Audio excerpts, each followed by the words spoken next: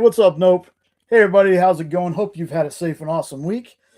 So tonight we're going to be talking about comics that we think you should read.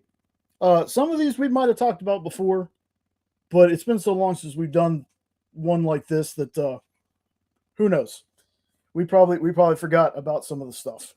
So just want to jump into it real quick with a couple of things before I bring everybody on. As always, want to give a huge shout out to Ed Davis and the team over there with Immortal Era. They met their goal. It was getting kind of close.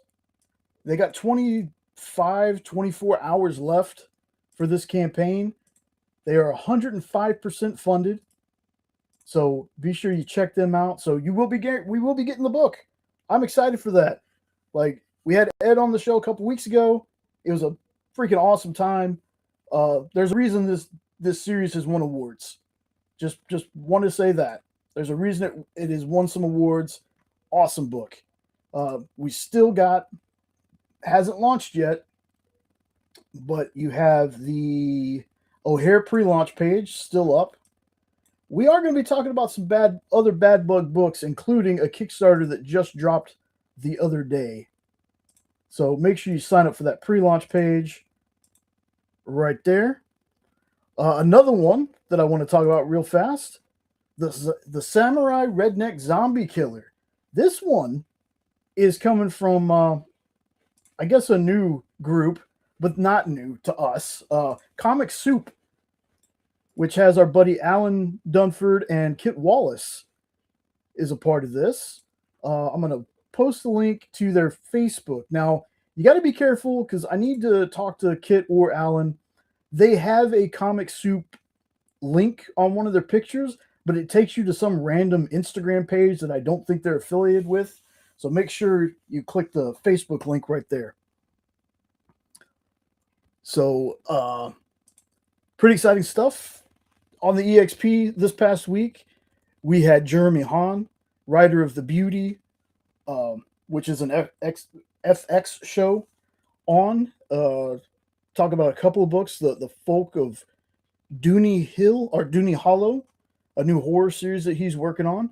A book that is a posthumously Stan Lee book that Jeremy worked on called Airwalker.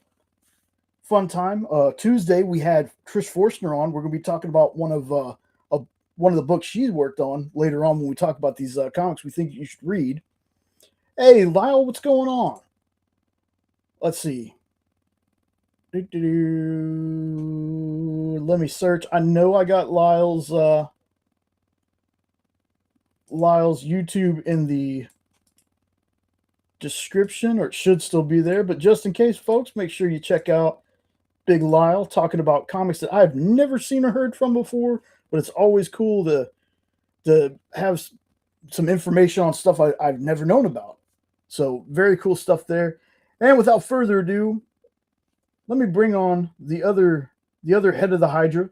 2 of 3. 2 out of 3 ain't bad. Let's bring on the internet and America's imaginary friend, Sean. What's going on, folks? 26 minutes early. Yeah.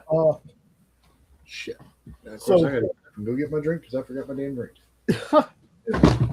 all right. Well, see? And drink is gone. All right. Yeah, there you go. Yeah. Hey, Now Jeff, what's going on? links. None of your links are clickable for me tonight. I think that might be a YouTube thing going on right now because I've tried to put some links during experience shows, and some of them have not been clickable. So I'm going to check that in just a minute. Yep. I'm trying to find the link to Comic Soup's thingy so I can back it. You can't back it. Oh. That's just their Facebook page. Oh, okay. Well, I found it. I'm following it. Anyway. Yay. Ed funded. Yes, Ed funded. And speaking of Ed, we're going to bring on one half of the Weirdos as I look for... I could have sworn I had Jeff's YouTube link in here, but I guess I don't. Jeff, I'm going to put your link in the chat here in just a second, but let's bring on the other Ed we know, Prime Ed, Ed Prime, the weird one himself. What's up, peoples? Ooh, what's going on? Not much, not much. Same old, same old. Saturday again. Seems like we do this show every day. Not that that's a bad thing. Except I'm sick of seeing Sean's ass when he gets up to get a drink. Yep. Oh, hey, there he is. Yeah. All right. Jay's too quiet. Did we interrupt him? No, this was the segue. I brought you in so I could go find Anthony's gotcha. Comic Kid. His link. He does a show. It's Vampirella Book Club, where they've gone over the old Harris Vampirella. I hope I got No that way, really? Yeah, with Triple B and another guy that I'm so sorry I forget the gentleman's name, but I know he does the show with a lot of times Triple B is on there with him. Hey, Lorena, what's going on? I might have to grab that link. What's up, Lorena? Yeah, it's the older. That's all I remember. It's the older Vampirella stuff. I can't remember. That's the good stuff. Yeah, but I lurk because I don't know a whole lot of that about Vampirella, and Vampirella is not exactly like. Has he got his own channel or something? Or yeah, it's actually called Cantonese Comic Kid. Oh, okay. Oh man. I hope everybody's had a better week than me. My urinary tract is clear. All right. So we're good. All right, that's good. That's good. That doesn't mean I'm not full of piss and vinegar, though. You know. Well, I mean, you wouldn't be Ed if you weren't. That's right. That's right. That is what makes you you, brother. Thank you. I try. I've worked at this for over 50 years to become as good a hole as I am today. Hey, Lorena. I almost for a second thought Lorena might have stayed in Vegas. Hadn't seen her in a while till last night on the Flames of the Phoenix show. Well, you know what happens there stays there, but the people come home. Yeah. But hope you're usually doing well. Yeah, hope you're doing well, Lorena. Hope everybody. Thanks for hanging out, folks. So, like I said, we're gonna talk about some comics. They're not exactly new. Some of them are, but we're gonna talk about some comics that we think you should check out. And if you got any suggestions for us after seeing some of the stuff we go through, please feel free to put them in the chat and talk about them. Let's see. What's up, Nope? Yeah, I know. I saw Nope earlier. Always good to see you. Some of these books that's we were not noped true. into. In some of these books we were noped into. Yes, that is true. He's probably busy playing with his new bitch. He got a female dog. Oh, he's so cute. It was. It's adorable. Did you see the video of him playing with her?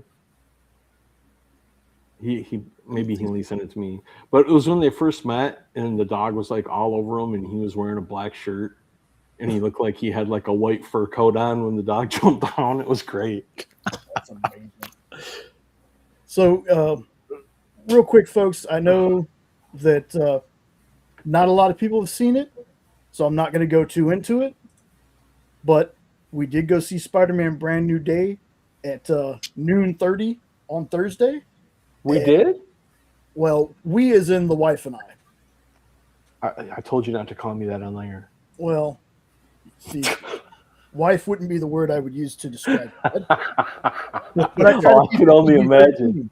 I try to keep it PG-13 on this show. All I got to say, folks, is loved it. It cements to me that these movies just keep getting better and better. I still like No Way Home a little bit more, but my goodness, if this next trilogy is anything like how they started this one. I know you don't give a damn about numbers, but did you see the story today? Yeah, it has already broke 200 million. They're expecting it to blow away the Avengers opening weekend. And I'm like, good. It's nice to finally have some good news. And if anybody can save the comic world, it's Spidey, of course. Come on. Yeah. I can't wait to see that one. I've said that if this movie doesn't make money, I don't know what the fans want anymore. This movie's already made money. Yeah, this was before we went and saw it. Right. And then after we watched it, I was like, there's no way this movie doesn't make some money. There's no I said it after that last trailer came out, and I said it on every show I was on. This movie's going to break $2 billion. And from the looks of it, I think I'm on there. So, Ed recommended, Gabe, great. The chat's too. I can't read it. Ed, is it like just me, or is it? Oh, probably. It's cut off. It says Ed recommended Gabe Gurr, recommend with Phable. Well, let's see. She said Ed recommended, gave great recommendations with Phoenix. So. Yeah, Michael and Paula are good people. I love their show. They've been my LCS ever since COVID. And the thing that's really cool about them, and I'm going to give them a plug, so if you don't like it, tough. But the thing that's cool about them is they know I teach, and they know I don't usually teach during the summer. So they let me build a box all summer long and don't invoice me until I'm a month back to work. And that's just cool as hell that they let me claim stuff when I'm not even working. That's weird that it did that. I went to change the size of the chat, and now it kind of put the chat a little bit over Sean. Oh, well. We all know I'm not important anyway. Not sure. The imaginary friend? You can't see him anyway, so what's the difference? That's true. What is that? Oh, it's Jenna. Yes. So, hi, honey. Not only did we see the movie, but in true tradition of us, that is weird that it did that with the chat. But we got our cup that have all the covers on it. I know this camera live doesn't really. Because F you, that's There we go. So there's the cup, and it probably also helps if I turn my light on. Maybe, I don't know. And then of course we had to get a popcorn bucket. Now we got this popcorn bucket for a particular reason. Okay. And that's the reason right there.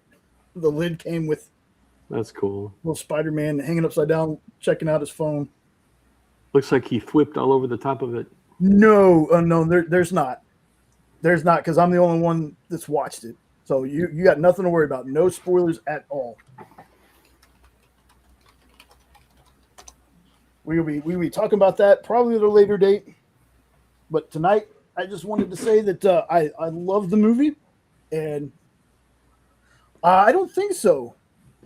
Nope, I'm gonna have to show her that or do pupper. Risk her wrath. Now I got to move my stack of stuff over here. So far, all I've gathered is new pup. It's white. Oh, something else I wanted to show off. Jenna got me this while I was on the show with Henri this past Sunday. I finally got it unboxed.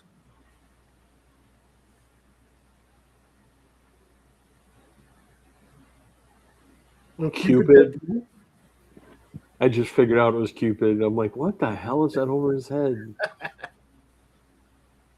Super dope. Sits right here on my desk until I can get a shelf for it.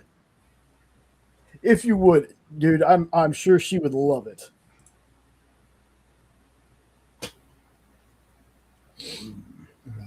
Especially that little video of the dog attacking you guys when you first met. That was such a cute video. Okay. Well, you know what? This chat is just going to... Oh, Jesus Christ, yes. Yep, okay. We live reacted to the picture of the pup. Yes. Oh, that makes me a little irritated, folks. I don't know what's going on with the chat thing tonight. I'm going to have to fix that off air eventually. But you're not going to see much of our faces tonight until it comes to what I'm showing, because I did most of mine as pool. I do have a couple of pictures, but for the most part, I pulled all the comics. Let's see. So I talked about that. So I want to get into what is going on here. Some of the links are broken. Let's see. We showed that one. What is this one? Oh, yeah, real fast, folks. Summoner Wars from Battle Quest. Battle Quest is a sponsor on the EXP. FOC for this book. It is August 17th. It sounds like a really cool premise. The artwork, I didn't grab any of those pictures of the artwork, but the artwork is fantastic. Nice, Battle Quest. Yeah, we've actually read some Battle Quest stuff, or at least I think maybe Sean has. I have.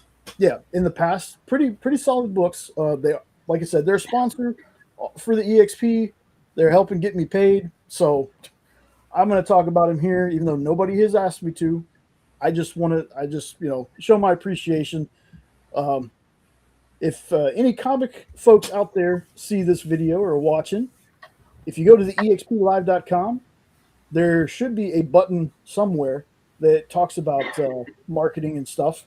You can check out some of the rates, and you want to have your stuff shown on the experience, just like I said, check it out. But I'm definitely looking forward to reading this one.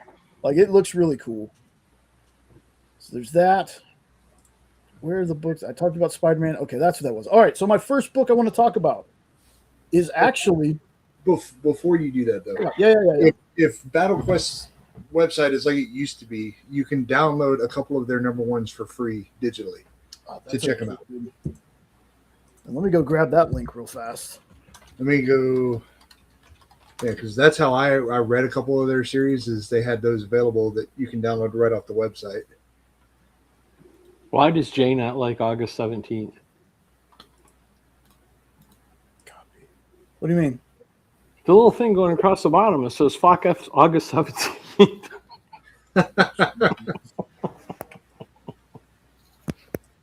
You're welcome. Okay, so yes, they still have one. So Battle Quest is an actual publisher. Yeah. Way back in the day, I keep saying. But quite some time, I want to say last year, we had a bunch of spots for them that we played. I think they had I want to say they worked on that one book that had the catchy song that everybody loved. Yeah. But I can't remember. Are you talking about that Something's Calling to Me? No, but that was a Battle Quest book. Oh God, I hated that so bad. Their favorite book so far that I've read was Steel Siege. Great art book. But there is one free book on there that you can download to just kind of give them a feel for what get a feel for what they do.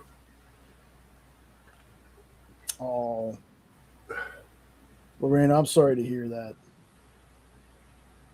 Aw, I'm sorry, Lorena. Never enough time with them. Never. It goes by so fast, just like with everything else. Yeah. So I'm stalling for a second, folks. I'm trying to look at something on Facebook just to see.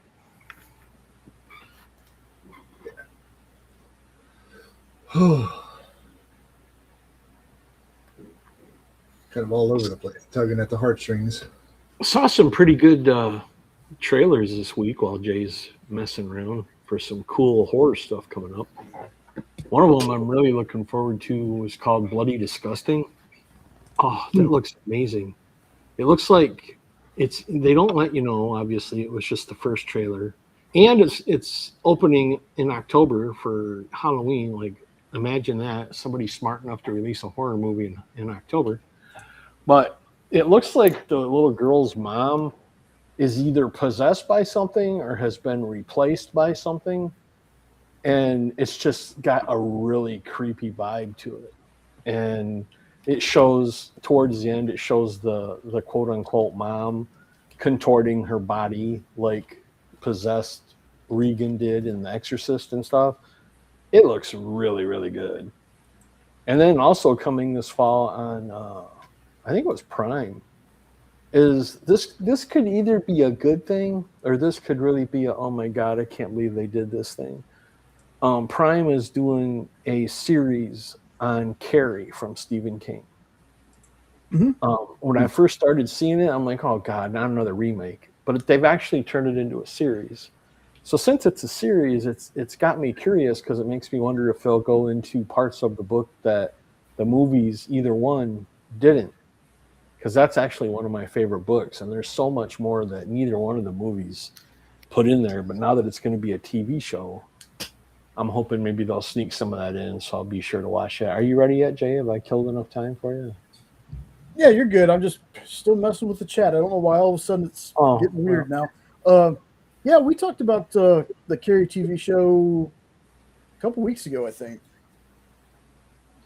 So I was like, with me on here? Yeah, pretty sure. Oh no, that must have been the week that you had the other ad on. I had never heard of it before. Oh, maybe there was, but yeah, we talked about it. It looks interesting. Now Fine. that one that you said, Bloody Disgusting, Yeah. sounds really sounds familiar because I saw a trailer for one called The Other I sent the Mommy. trailer into the group chat. Yeah, there's one called The Other Mommy that trailer was the first trailer in a long time that's ever made me jump. Oh, okay.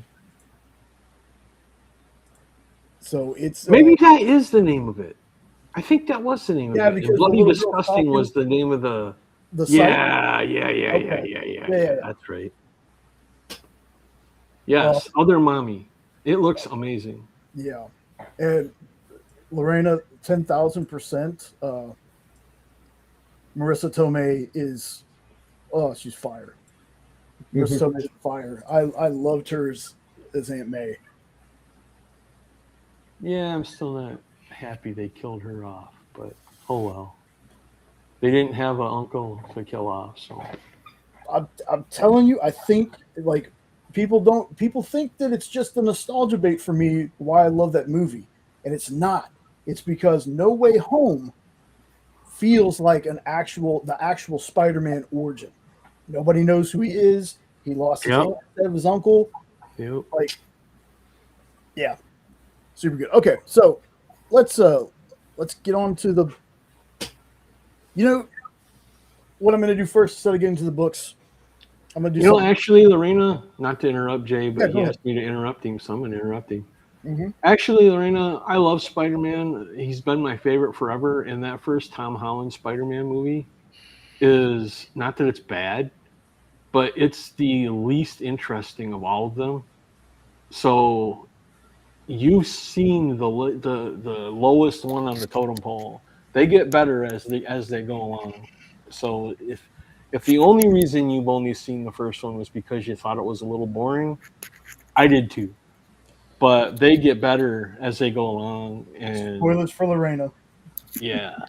The third one, to me, is better than Endgame. I loved No Way Home. She's not dead. That was a scroll. I wish, but I don't think we're going that route.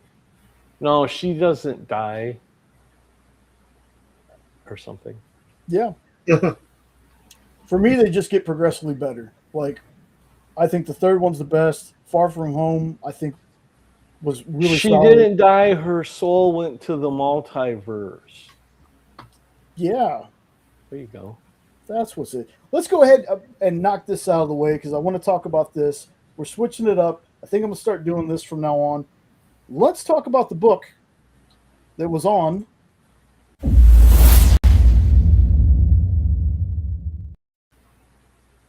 Radiant Black. This was a pick from Sean, actually. So, yes, probably Grid. Hey, what's up? I was going to say 9-panel grid. I know it's 9-panel grid, but E. How's it going, E? So, this was Sean's pick. Sean had been on this train for a long time. I've been interested in reading it. I had never read it. Don't know why. I could have walked down the hall and borrowed it. There's 4 now, Lorena. Yeah, there's 4. There's going to be another trilogy out of this one. So, exciting. So, this is Radiant Black from Image Comics by Kyle Higgins, Marcelo Costa with Becca Carey. This was released February 10th, 2021. And I only read 2 issues. I'm going to talk about them real fast, and then I'm going to get Sean's overall thoughts because, like I said, he's been reading this a lot longer than I have. So, brother, I only got 1 issue past this. Got another however many issues and I stopped reading. So, yeah. So I'm I got 3 issues in and then just completely stopped, even though I kept collecting it. I don't know how many issues I even have anymore. Well, see, that's how you know you're a true comic collector, man. Your to-read pile is always going to be out of control. And hey, I'm going to go buy new books, even though I have 8 stacks I haven't read yet. Yes, that's the best part about being a comic collector. But so this one starts out with our main character Nathan, who is a writer who's just been turned down for a loan. He's a driver, which I guess is like that universe's Uber or whatever. But he's been turned down because he's almost $40,000 in credit card debt. And he's forced to move back to his hometown and live with his parents. The mom in this feels like a typical boy mom. Oh, my baby's back home. And the dad feels like the typical, I just want what's best for you, but I don't know how to say it without being a dick about it. Nathan's old friend Marshall had been talking to his folks and found out that Nathan was coming home and stops by to take him out to a bar to catch up. When they leave the bar, they notice this thing that's exactly the same shape on all sides on the train tracks, just hanging in the air. And for whatever reason, because, if you see something like that, your first instinct is to reach out and grab it. And that's exactly what Nathan does. And out of nowhere, this thing bonds with him, and he has a suit on. And after a pretty funny altercation with some cops that just happened to show up at the right time, there's a train coming, and Marshall's just kind of mouthing off to these cops. Well, Nathan basically saves him, and somehow he's lifted the train off the tracks and the cops off the ground. So apparently this is like a mind-linked kind of thing. So near the end of this first issue, though, we find out there's another person with a similar suit, but it's red, that's robbing banks. Yeah. Now, again, like I said, I only read 2 issues of this, but I get it now. Those 2 issues they're freaking awesome. And I'll definitely be reading more of this one and diving into the entire world they've built, because I want to say it's called like the Massive Verse, is what they call it. So anyway, just very awesome story so far. There's actually some animated clips out there on Instagram that has Will Friedle, I never know how to pronounce the dude's name, voicing Radiant Black. But I would suggest reading first before you go and watch those. I will say this to folks. Yeah. There is a huge twist that happens 3rd issue. It's 3rd or 4th issue. Yes, I stopped the issue before the huge twist. Yeah. I told Jay what it was. I'm not going to say it here because I want y'all to go read it. But when I read this, and ironically, you would think I would have kept reading after this. I was like, what the heck are they going to do? But it involves an altercation between Radiant Black and Radiant Red. And it's an immediate twist between those two. Then there's also an individual Radiant Red series. There's a Radiant Pink as well. And then forget how many of the Radiants get them, but essentially it almost looks like at some point that there's like a Power Rangers thing. It's a huge universe that they wind together with this. So it's not just Radiant Black. You can check out the other series too.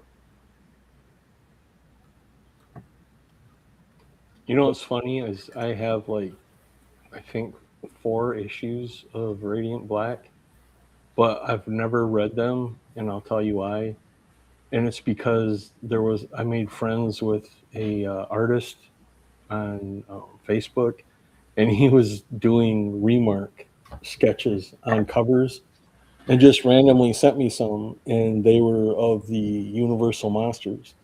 So I've got one with like Frankenstein, one with Dracula, and one with Wolfman, and they're all on Radiant Black comics. But I never opened them because I didn't want to screw up his Remark on the cover. So it's kind of funny. So, folks, that was Radiant Black, and again, it was one of those books that I've been wanting to read for a while, just never got around to it. And now that I have, at least on Global Comics, I have 2 more days to finish as much as I can, because Global Comics is a site that Sean and I we pay for to read comics digitally, and apparently Image is leaving on the 3rd, so we got to read as much Image on that site as we can. It's going to something called Sweet Shop. Yeah, it's an app that hasn't launched yet, but it's got a ton of of publishers on it. So we're gonna check that out. But Global Comics is a good site. You get free books every month, like that you can add to your collection. It's got a bunch of stuff on there. Like I said, it's just digital comics to me feel like they're about to become like streaming, where you're gonna have to have like 8 or 9 different places to get everything you want. But so yeah, that was Radiant Black. Yeah, you want to check out Global Comics, there's a link right there. Check it out. Like I said, the Sweet Shop thing isn't up just yet. Once they actually launch, we'll check it out, and we'll give our thoughts on that. So on to the books we think you should read. It's funny enough, my first 2 are going to be Kickstarter campaigns that are going on right now, but I've read the issues. So first one I want to talk about, Pumpkin. This one felt like a Zenescope book,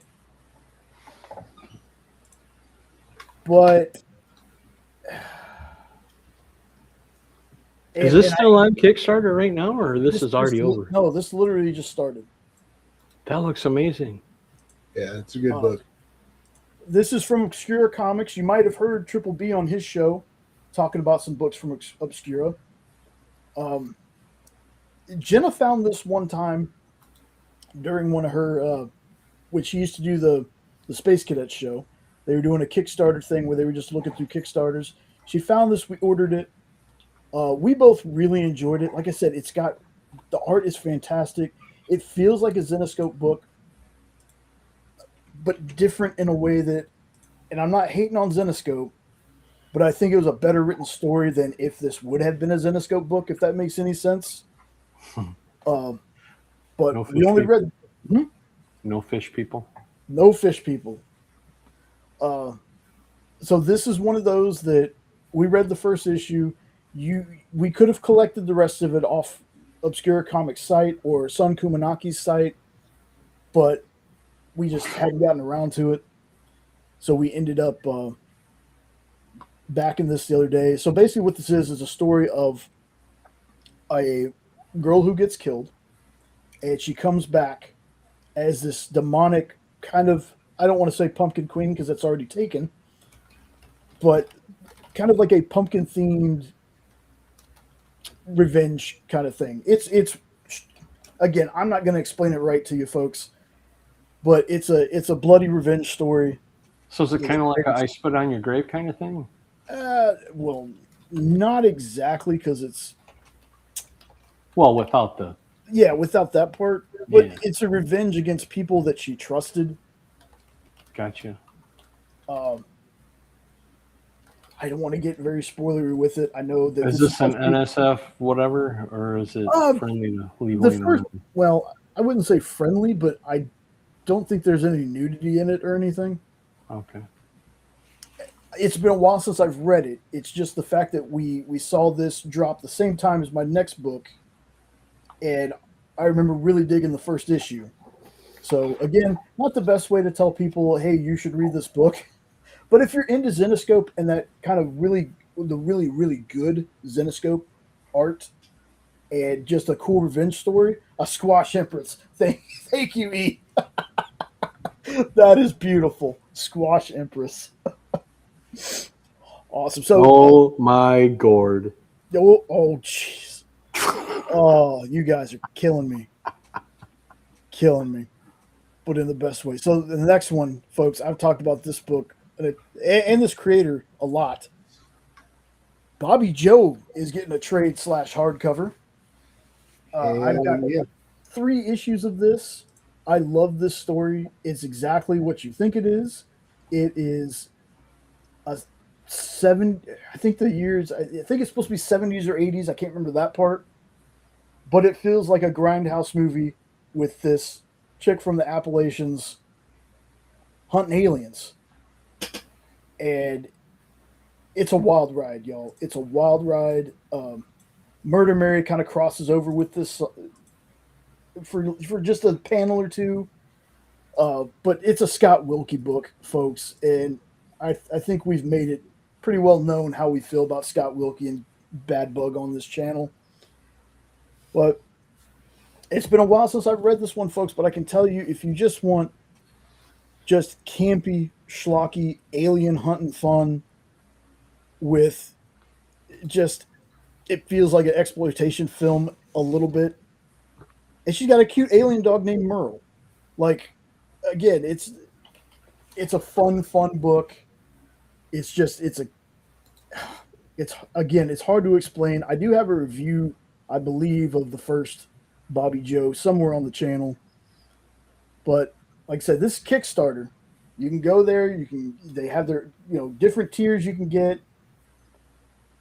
But my goodness, this is such a fun one. Comes with a lot of cool cards, and yeah, like I said, there's some unboxing videos of this one on the channel. But Scott Wilkie, he's a Robert Kirkman for me. He just doesn't miss. So, hey, what's going on, Roberto? So now let me see. The next two I think I've already looked at. So now let's skip down to. Yeah, I just backed it. Awesome. I have to. Luckily, it falls on my next paycheck. Thank God. Sweet. So I'm gonna talk about this next one just real fast, and then we're gonna actually have Sean talk. Oh my God. The last book you'll ever read. I read this when it first came out. That is such a good I kind of fell off it. Don't know why, but saw it on Global Comics. I was like, you know what? I'm gonna read a little bit more of it. That's the one that starts at a book signing, yeah. Right?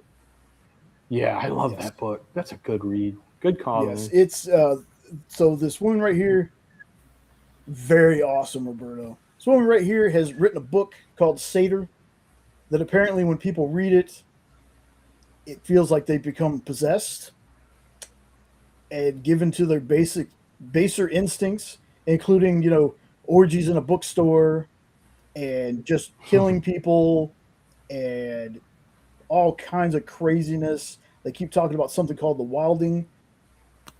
And it's a Cullen Bunn book, y'all.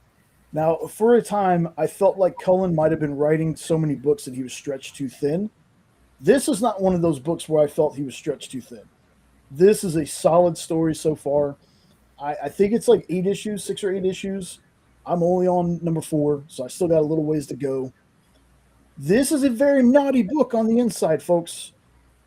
So this is don't read out in public, don't read in front of your kids. But it's a very good horror book. So just wanted to speak on that real quick because I recently just started picking this one up again. All right, the next one should be Sean if I did it right. Yes, there we go. All right, yeah. Something's Killing the Children. Most folks that are in here have probably heard of this series, but for any that have not, or you just haven't checked it out, it's 100% worth it. I took a break from it after reading the first 20 issues. And when I say I took a break, it was probably like a 4 or 5 year break. Recently went back and read everything up to issue 43, and then I think they've already done 5 issues since. Hopefully I can get caught back up on those. But this is so good. In this universe, basically, monsters are real, but only kids can see them unless you're a member of the Order of St. George, which is a secret organization that hunts monsters and kills them, albeit at times through very nefarious means. But it is a great story. The main character, which is there on the cover, is Erica Slaughter. She's a bit of a rebel, but she watched her parents get killed as a kid by a monster, which is stuck in a magical stuffed octopus that she carries around with her everywhere. It's such a good story. The first arc, which is technically issues 1 through 20, but issues 1 through 15 are the actual really good part of it. Issues 16 through 20 are kind of a flashback, and they really slow down. And then 20 through 30 something is the Cutter arc, and that is one of the craziest characters you will ever see in a comic. It is such a good read. Highly recommend this. You can buy a couple of them that you can get, like there's a book one that's kind of like an omnibus, or you can just get all the trades. So there's definitely many ways that you can kind of intake this and purchase it based on your budget. Very cool. I've read a little bit of this. I think I made it to issue 24, 25. What year did Sick Tick started 2018 or 2019? Yeah, so it's been going on for a bit. Because we were in our old apartment when Volume 1 came out. That's right. Jenna was working at a comic shop. She brought home Volume 1, I believe. Yep.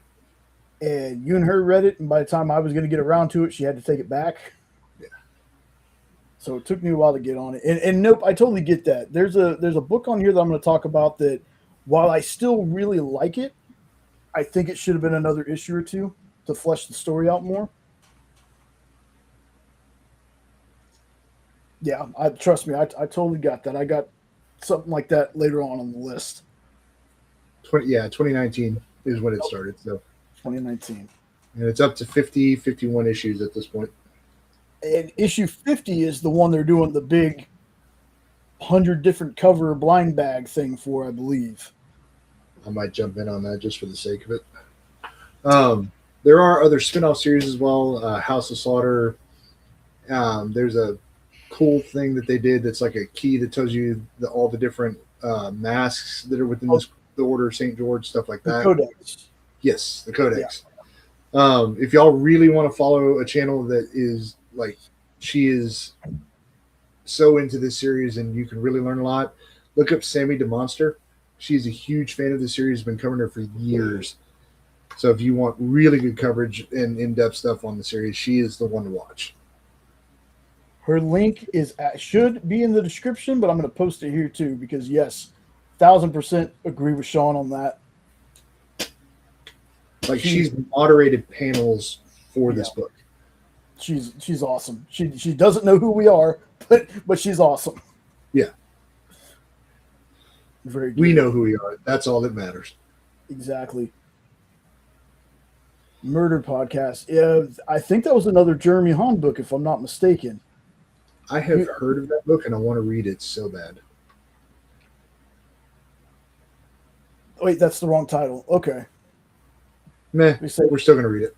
We had at the beginning, like I said, we had Jeremy Hahn on the FLC show this past Friday, and he said something very interesting to me, or not to me, to us during the show, that while his books are only scheduled for 4 to 5, and that's the rest of the story, almost all his stories are connected in some way, shape, or form.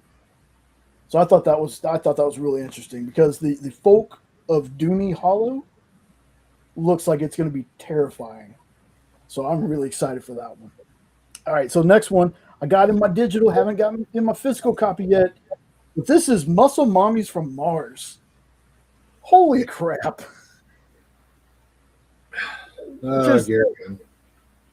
This is Garrett's new thing, Chaos Engine, with in cooperation with Bad Bug.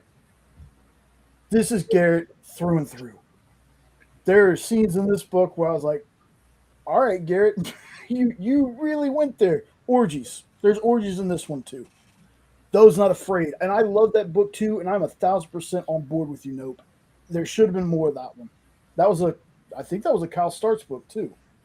But anyway, this you're on a planet that's the majority of the population is women.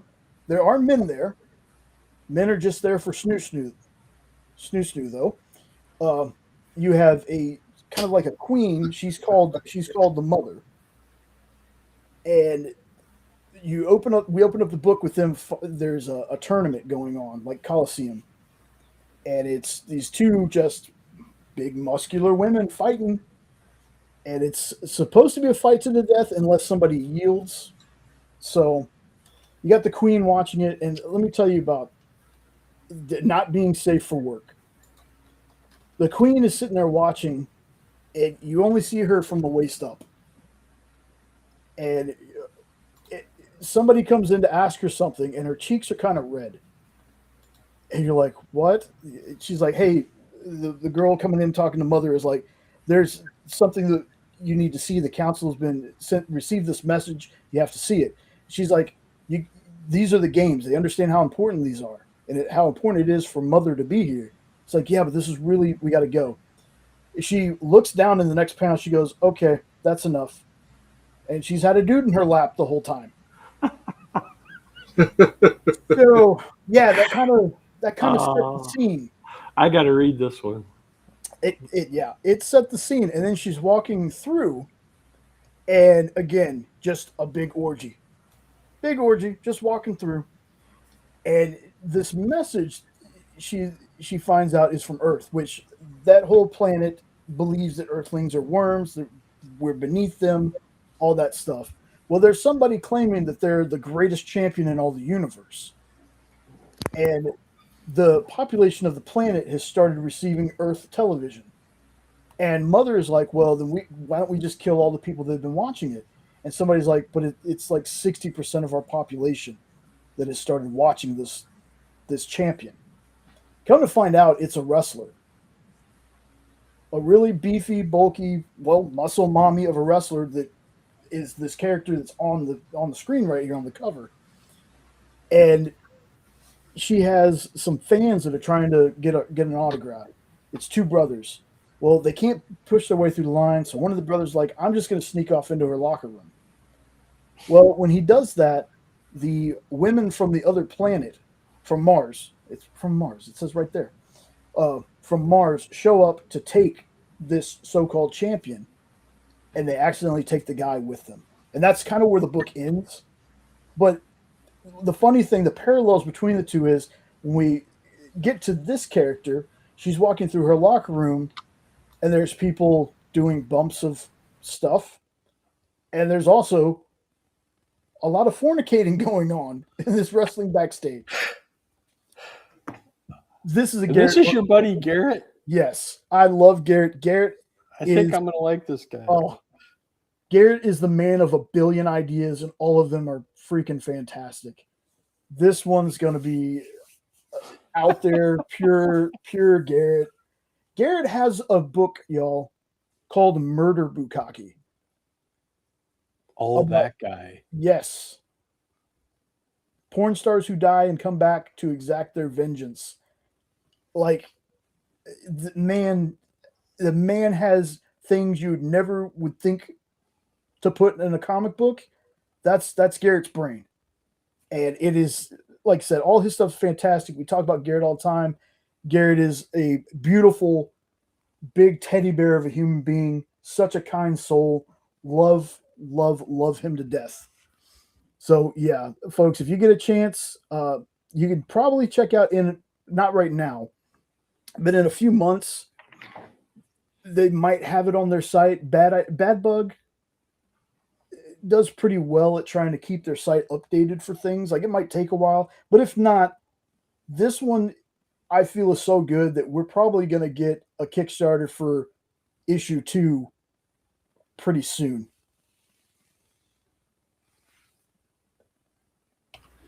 Did they die in the act or just die in general? Well, I haven't seen anybody actually die yet. Like, it's a fight to the death unless the other person yields. So there's only been like one battle or one little thing that's happened. So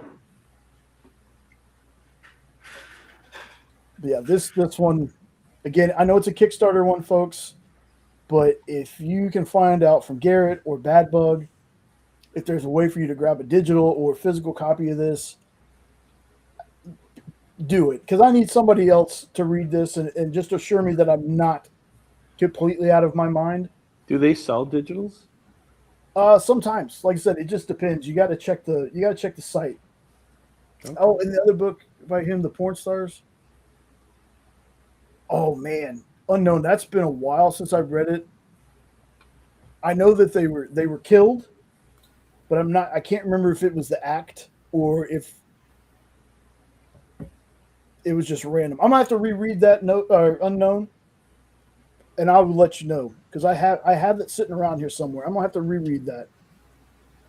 I know that they're murdered. That's why they come back as like revenge things. But I can't remember if they were doing it when that happened or if it was just a random murder. But I'll find out for you. I'll reread that one. But yeah, this, folks, again, I will get into books that you can go buy from stores and stuff. But I had to talk about this because I got the digital for it the other day, and I read it, and I was like, I got to talk about this one on the show. I got another book in the physical copy that I talked about earlier this month, I believe, that I'll be doing an unboxing for soon. But so that was Muscle Mommies from Mars, folks. Check out Garrett Gunn. Check out Chaos Engine. Check out Bad Bug Media. Okay, there we go. On to the next. Stillwater. Yes. Still wish I had gotten this book signed by Chip at Comicpalooza a couple years ago. This is a fun series. I think it went about 20 something issues. But essentially it's about a small town called Stillwater where as long as you're within the city limits, you cannot die. And so there's no telling really how old some of the people in the town are. I mean, they've got kids that really haven't aged.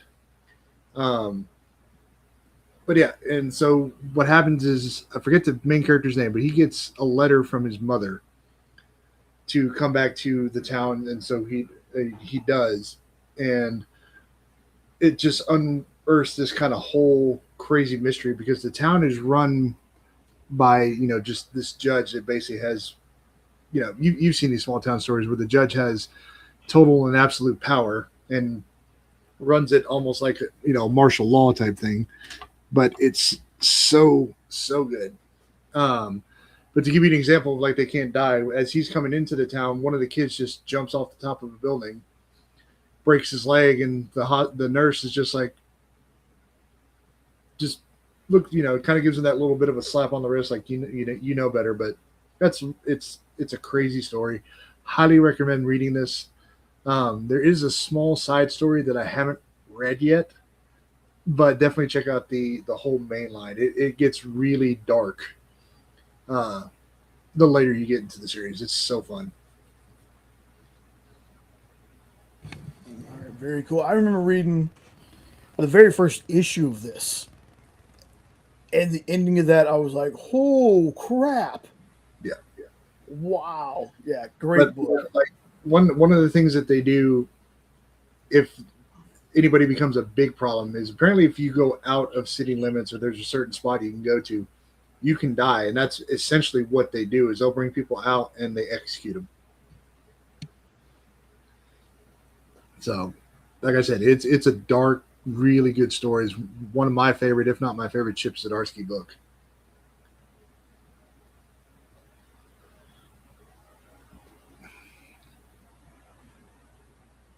Ooh. Did I lose everybody?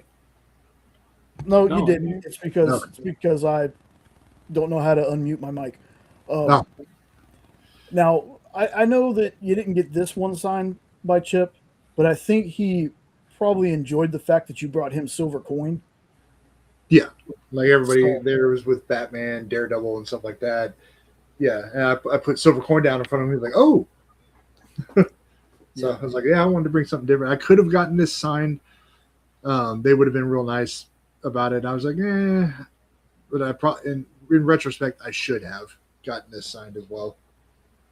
Yeah, I think Chip does a thing where if it's just a sign, like just a random, just his name, he charges for it. But if it's personalized, he doesn't. Yes, that's basically what it was. But I'm not into the whole to so and so with a sign. I don't like that. So I'm like, I just want the signature. I'm good with that. Right.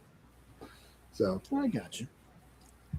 So speaking of a short series, but I think it still ended pretty well, I finished Nectar.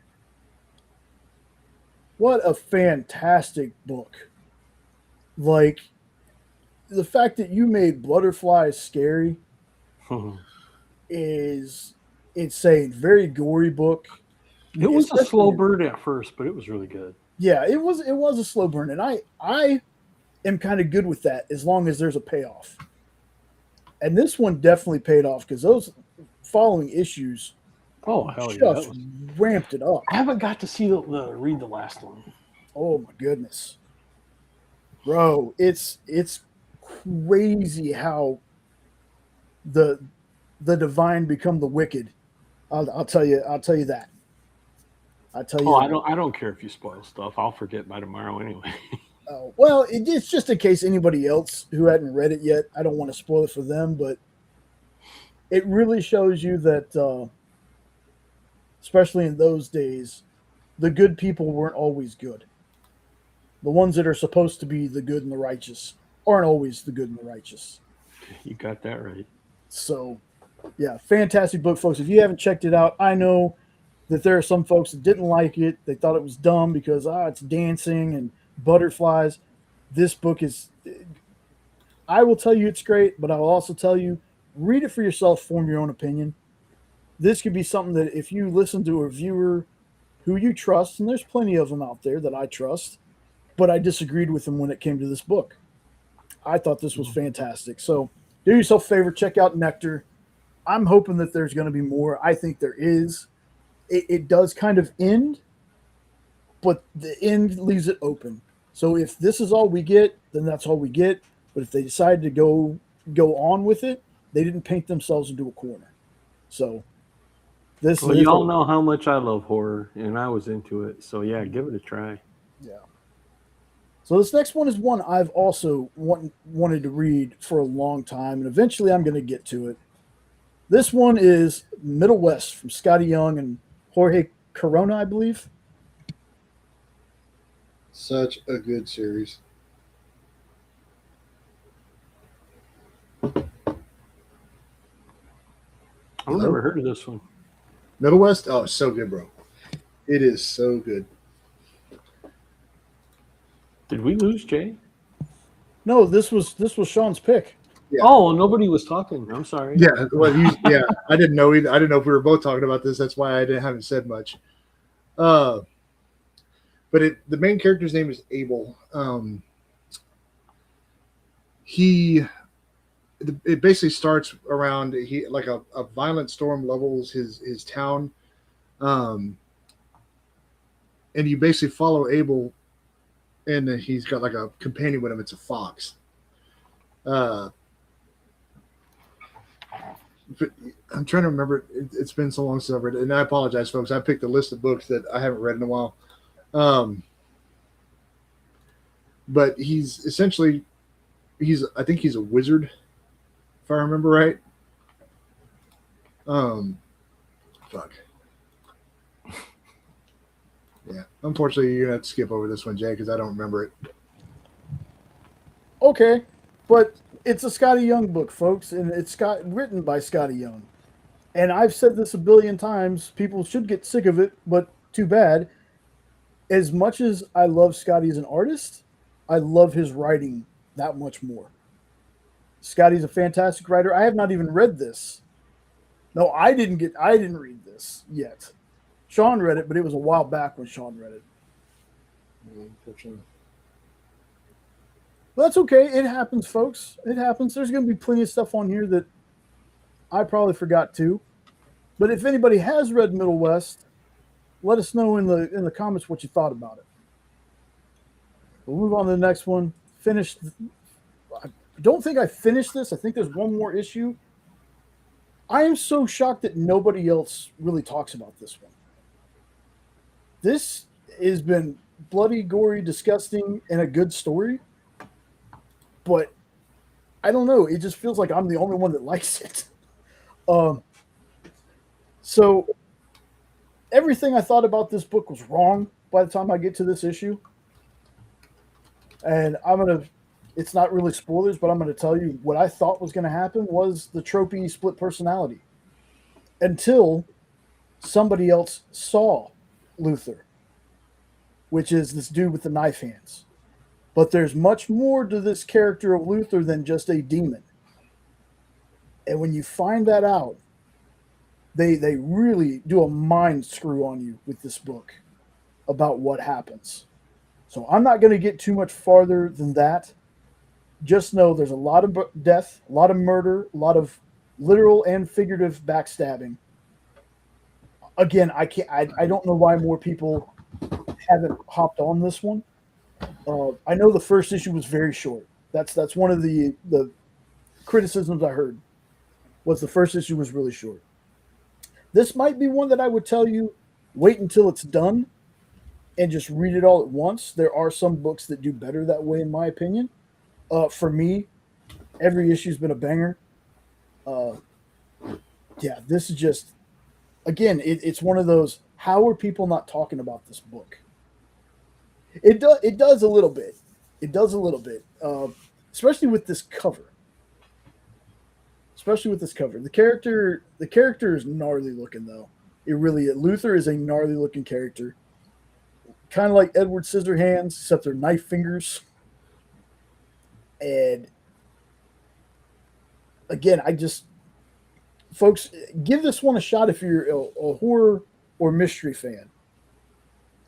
Psychological horror, real like horror, because it kind of had me guessing, and then when it showed what it actually is, I was like, oh, because there's clues throughout the book, but it doesn't tell you, like, it doesn't spoon feed it to you.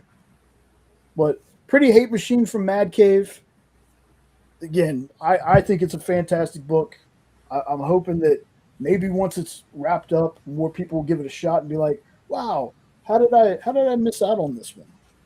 That's just me, though.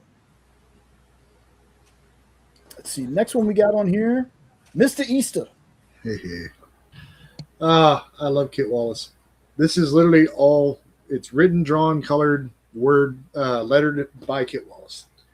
And if you're a fan of High on Life, the game series and the book, this is a book that is just as batshit crazy as that.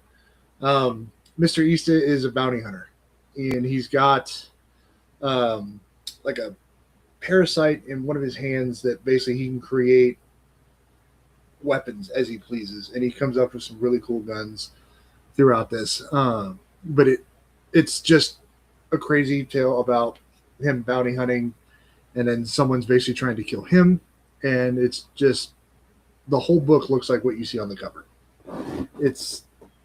Don't take it seriously. Just sit in there, have a good time reading it, laugh your ass off. It's Kit at his best. The more out there he gets with his concepts, the better he writes and draws, in my opinion. So this is one of those. You can still find it. I think you can still get it on Scout site, but Kit, I believe, also was able to get the rights back to this. So there's more coming, and I'm extremely excited about that as well. It'll be coming on the Comic Soup imprint that we mentioned at the top of the show. Very, very cool. You know, hearing you talk about that reminds me of Jump Scare. I hadn't talked about that book in a long time. Oh, I love that book. Still waiting for a sequel. Hadn't been announced. It kind of been announced, but hadn't been officially announced. But in that one, she got a power from a god, and since she's a horror movie fan, she can any horror movie she's seen, she can make a weapon, or she can have. Oh yeah, that's a good book. Yes, it's such a great book. Yes, 100%. That was a Nope told me about it book, even though he heard it from somebody else. Nope's the one who told me about it, so I'm giving Nope the credit. All right, so here's the book I was talking about that I felt just needed a couple more issues. Narco. Big fan of this. This, again, was kind of a slow burn one. Around the third issue, I kind of figured out what was going on, but even still, I kind of needed a little more. I'm a big fan of Doug Wagner. Thanks to Miss Jen. Miss Jen was, telling me about the vinyl plush plastic universe a long time ago. We've had Doug Wagner on the experience a few times. That whole I drank this world up, like all the books. I was a fashion school serial killer. I'm in the middle of that one. That one's really good. They all connect. This one I felt needed another issue or two because this fifth issue, no spoilers, just wraps it up kind of too fast. And that's all I'll say about this one. That doesn't mean by any means that I didn't like the book, because I really did. I thought it was a very awesome concept, very cool murder mystery. I just needed a little bit more. Folks, if you haven't tried this one, please do. don't let please, don't feel like I'm saying that this book was terrible by any means. I just personally, for somebody else, this might have this wrapped up perfectly. Me personally, I needed another issue or two for them to flesh out some other things. I don't know if this is just these 5 issues and it's over, or if Doug has any plans on doing anything else with it. Surely, though, knowing Doug, you will see this character in another one of his books, or there'll be some kind of Easter egg, because Doug likes to do that a lot with his little world that he's built. If you've never read any Doug Wagner stuff, folks, there's 2 different plastic series. There's vinyl, there's plush, there's I Was a Fashion School Serial Killer. There might be another one I'm forgetting about. But overall, I had a really good time with this book. I just wish it was a little longer. So if you haven't checked out Narco, folks, please do. This is about a guy who, when he gets a little overexcited or panicky, if his heart rate goes up too high, he passes out. And when the girl of his dreams comes over for a date, she gets attacked in front of his door. And before he can do anything about it, he passes out and he gets blamed for her murder. So that's the general consensus. The rest of it is him trying to figure out who done it. Again, great book. I just need a little more. Oh, this next one. I have only read 1 issue of this, but this is Sean's jam right here. Ah, yes. All right, folks. What you're seeing on the cover is the Army of Hell and a lone dude in a mech suit who is known as Wrath. This basically follows a group of people who are trying to get to a big city while surviving the armies of hell who have risen up and all but wiped out humanity. And their only savior is this gentleman in a mech suit who goes by the name of Wrath. The art, the story is so good. The ending, I will say, did feel a little rushed, but the art is exactly like you see on the cover. The coolest part about this is you never actually got to see the full extent of the suit's capabilities. Every single issue, something new would be done with this suit. He'd come out with a sword. Another time he'd have guns. Next issue, he had spider legs out of nowhere. I mean, literally, it just felt like the suit's powers were endless. And he is linked to one of the characters in the group that they are following. I'm not going to say who, and I'm not going to say how, even though it really becomes pretty apparent about the moment they say it, but neither here nor there. I love this series. It has been one of my favorite reads for just like a fun sci-fi kind of, mech thing. So if that is your jam, like me and Nope both have loved this. It is 100% recommended you buy it. It is on Bad Bug's site. I hope they do a trade just so I can get the trade, even though I have all the issues. But I like trade paperbacks as well. So good. I can't recommend this book enough. This is, when it comes to Bad Bug, this is one of the first books I'll recommend to folks, outside of anything Scott Wilkie. Mike Tiener doesn't write a ton anymore, but the few things that he has written like this are fucking phenomenal. Hashtag Tiener's not a wiener. All right, so here's the part of the show where it gets kind of crazy. So Sean had a lot of books, and I had a lot of books. So I have some of them on the slides, and then I made Sean a slide deck for his. But the rest of mine, I'm going to show off because I got the physical things right here. So I'm going to do that real quick. It's because Jay's sitting here making everybody look bad, but like, I did my homework and I pulled out of my shit. Yes, Jay did the homework but didn't tell anybody else to do it, so he can't blame anybody. Yep, I blame you, Jay. That's why I'm awful quiet tonight. I didn't know the topic.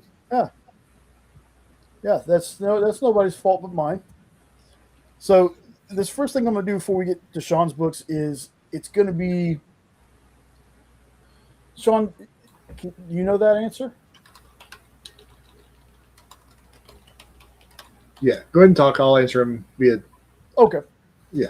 So this is going to be kind of a stuff you should read, plus show off from my shipment I got in from Third Eye. Shout out to Third Eye. Great shop. We love ordering from them. They are in Maryland. In the Maryland area, I believe. Okay, there we go. Pretty sure it's somewhere because they have different ones in like Annapolis or Annapolis, Baltimore, a few different cities. Yeah, they're huge. Yeah. But again, great shop. Always ships great. Like the packaging is great. So I'm going to show you what I got. Now, I haven't read this yet, but first thing we got, Marvel Team Up. This is the Eric Larson cover. Marvel Team Up number 14 facsimile. Spider-Man meets Invincible. I cannot wait to read this. I have never read this, but I saw they had. Oh, Alberto. I'm sorry, Roberto. Roberto, that's awesome, man. I got too many. There's too many people. I still. That was awesome. Yeah. Well, I talked to Roberto on here and on when I was on Omri show, and then of course we have Alberto on the art show in the chat. So I apologize for that, man. But yeah, I saw this and I was like, you know what? I've never read this. I love both these characters. I am definitely an Invincible shill. So I had to get this facsimile. Can't wait to read it. This one I did read the whole series for. Skinbreaker. Skinbreaker number 1. This one, if for nothing else, even if you're not a fan of the story in it, just the David Finch art alone is worth it. So this is about this tribe that when they're born, they're covered in this. It's a skin. But you're right. Yeah, I bet. So does mine. And a certain time of the year, they're taken out into the sun, and when their skin breaks, it's like a little, like their own little. Oh my goodness, I can't. It's a transformation, but I can't remember what the name is. Metamorphosis. There you go. Thank you. And it's basically the thing is this story tripped me out because we start at one point in time. You think that's what the story's going to be about, but it's not. Like it follows characters, but the story doesn't stay in the same place. But highly recommend. It is a Robert Kirkman book, which I have a couple here. Fantastic series, folks. Like this could be another world of Robert Kirkman's if he wanted it to be. You know, if he decides to leave it here, he's going to leave it here. But I'm telling you, fantastic series, especially if you're a Kirkman fan. Next up, Deathstroke Terminator. Pun fully intended. DC stuff has been next level or absolutely awesome. And this Deathstroke by Tony Fleece, let's go. Tony is on a list of people that when I see his name on a book, I'm going to read it. And this Deathstroke is one of the. I've read a couple of Deathstroke books before. This is one of my favorite ones I've read. This is the story of Deathstroke basically having his. Well, I'm going to say they're friends. But his friend, Billy Wintergreen, is killed. Spoiler alert for the first issue. And next thing you know, Deathstroke doesn't have any of his money. All his safe houses have been broken into. So he fights some pretty awesome villains, and not just nameless ones, some pretty big ones from other people's, rogues galleries. This is a fantastic book. Once this is out in trade, or once I can get the trade, I'm definitely getting the trade for it. Let me skip these two because I really want to talk about this one. Then we'll get back to Sean. I got a couple more books, but I'm gonna stop at this one and let Sean do a couple of his. So I've been singing the praises of Greatest American Hero.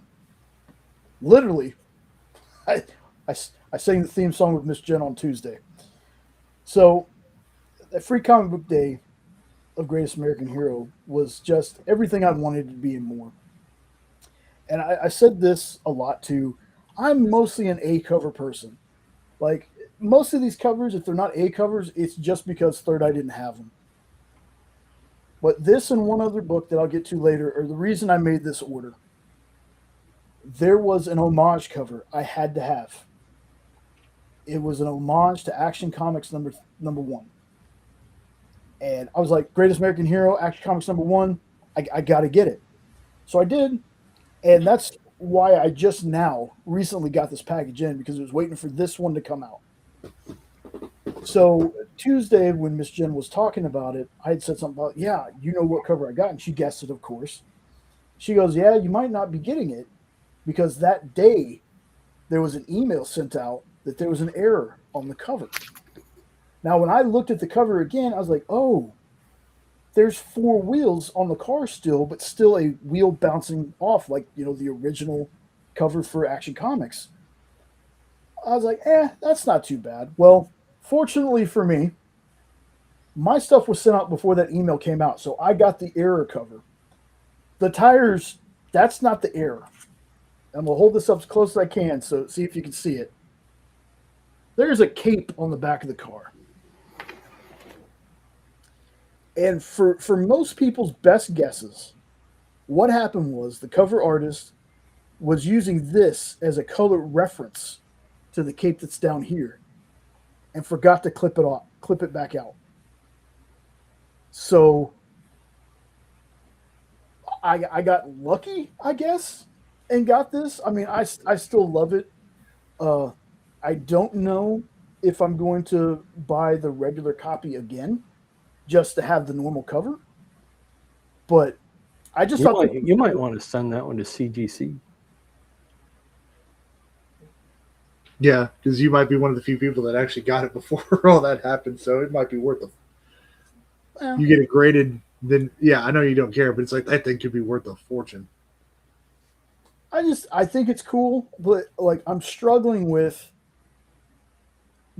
Actually, you know, of course I'm going to keep this. I'm not saying that, but like, do I want to rebuy this to get the normal cover, or do I just want to get a different, like the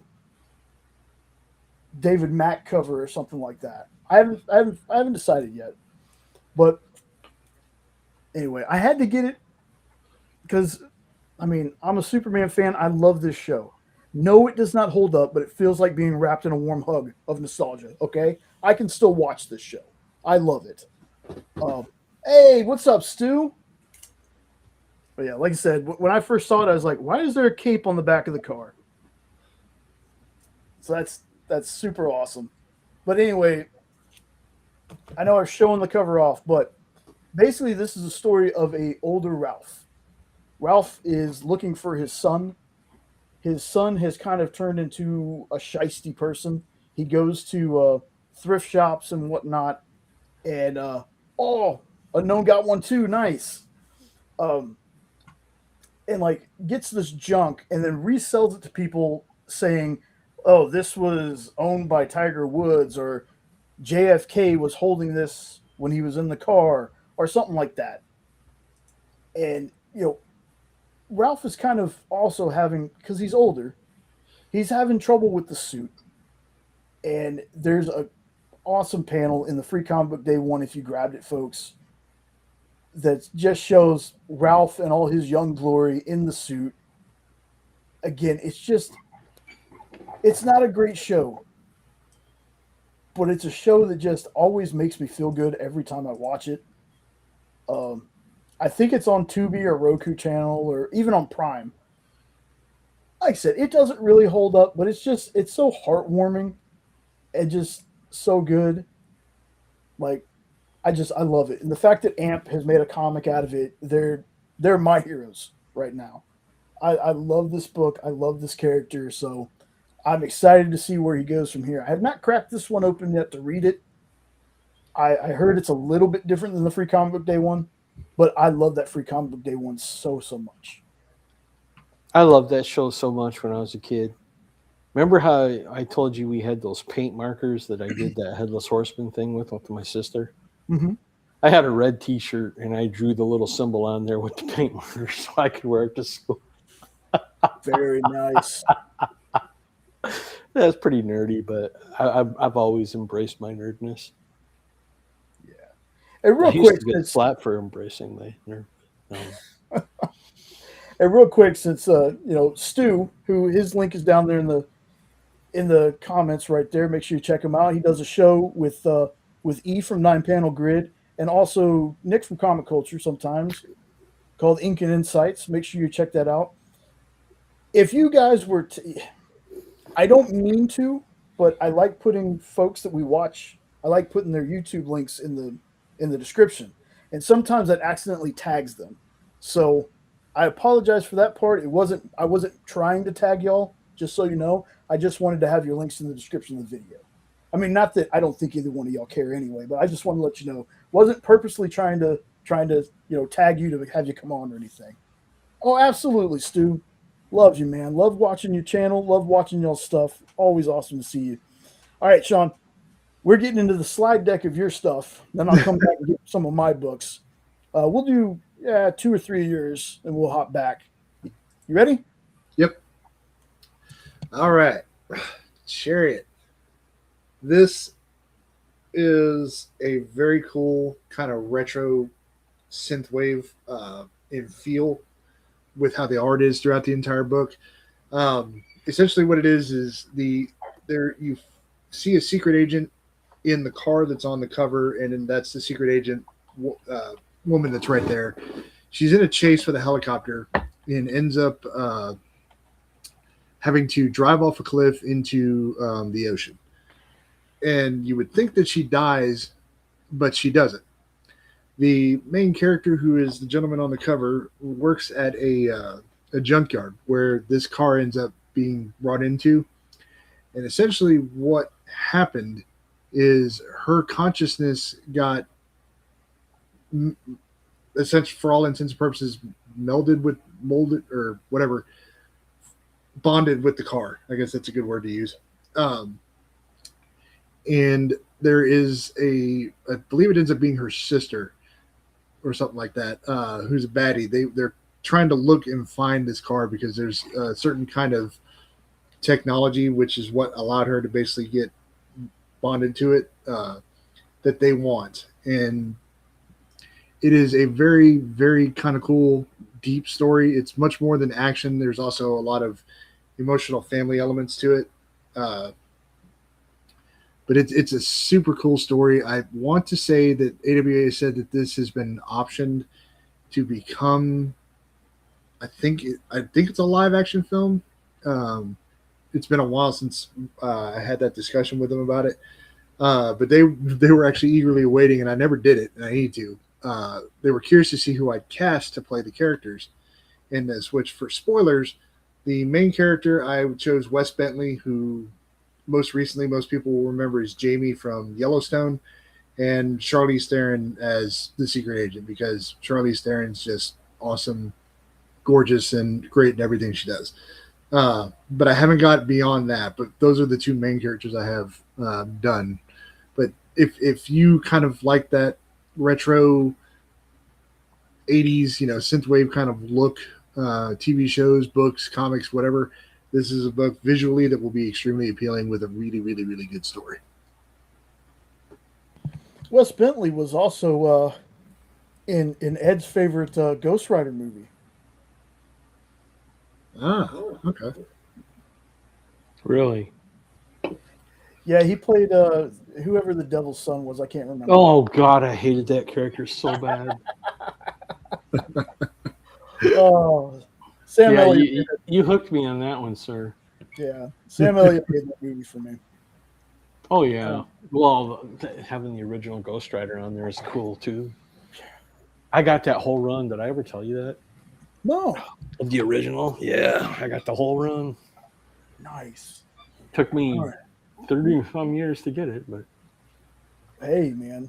Thankfully, I started collecting before they took off, so a bunch of them, believe it or not, I got out of dollar bins.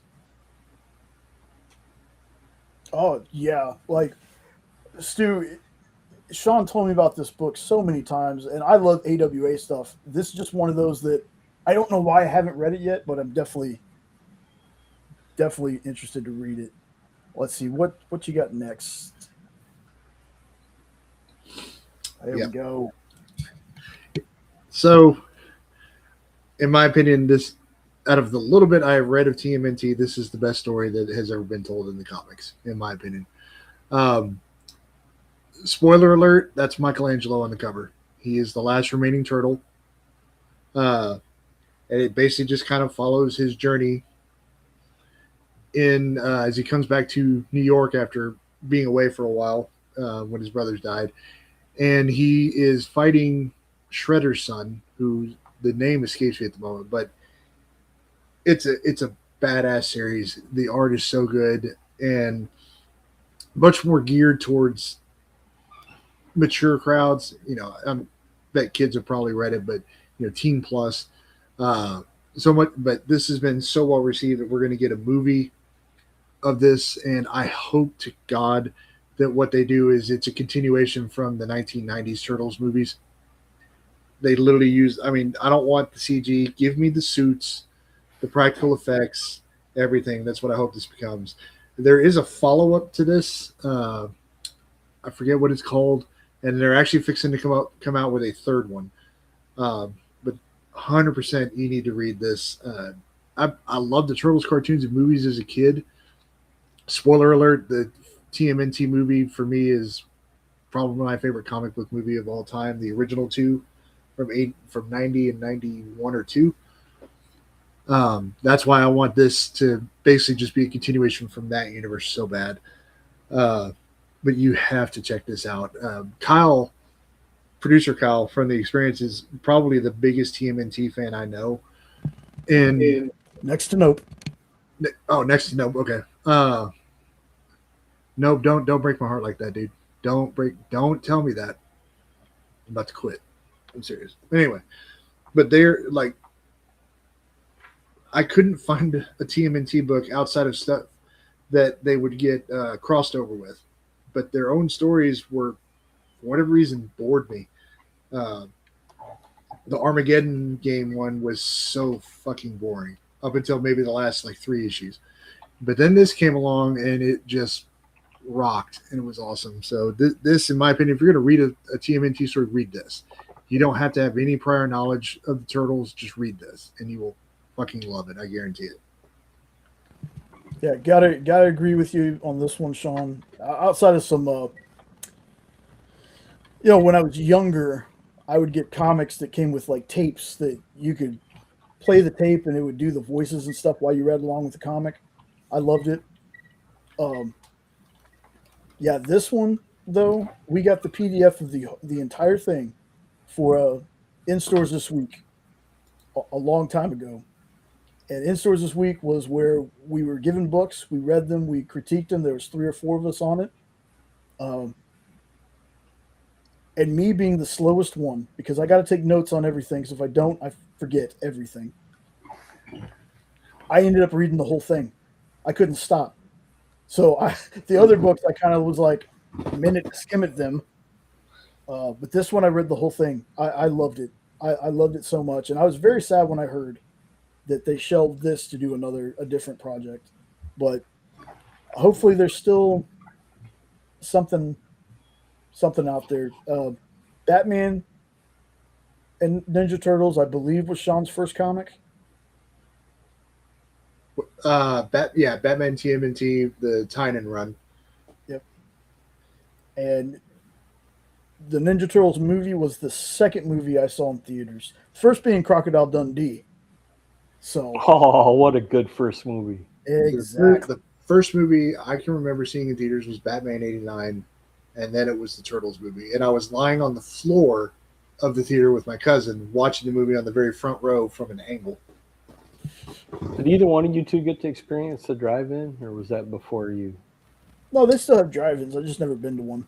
Yeah, I haven't been to one, but there's one about an hour from us. My first indoor movie, because we used to do the hop in the station wagon and hide under blankets, sneak to the drive-thru to pay half price kind of thing, because we were a big family. And the first indoor theater movie I ever saw, and I'll never forget it, was Popeye with Robin Williams.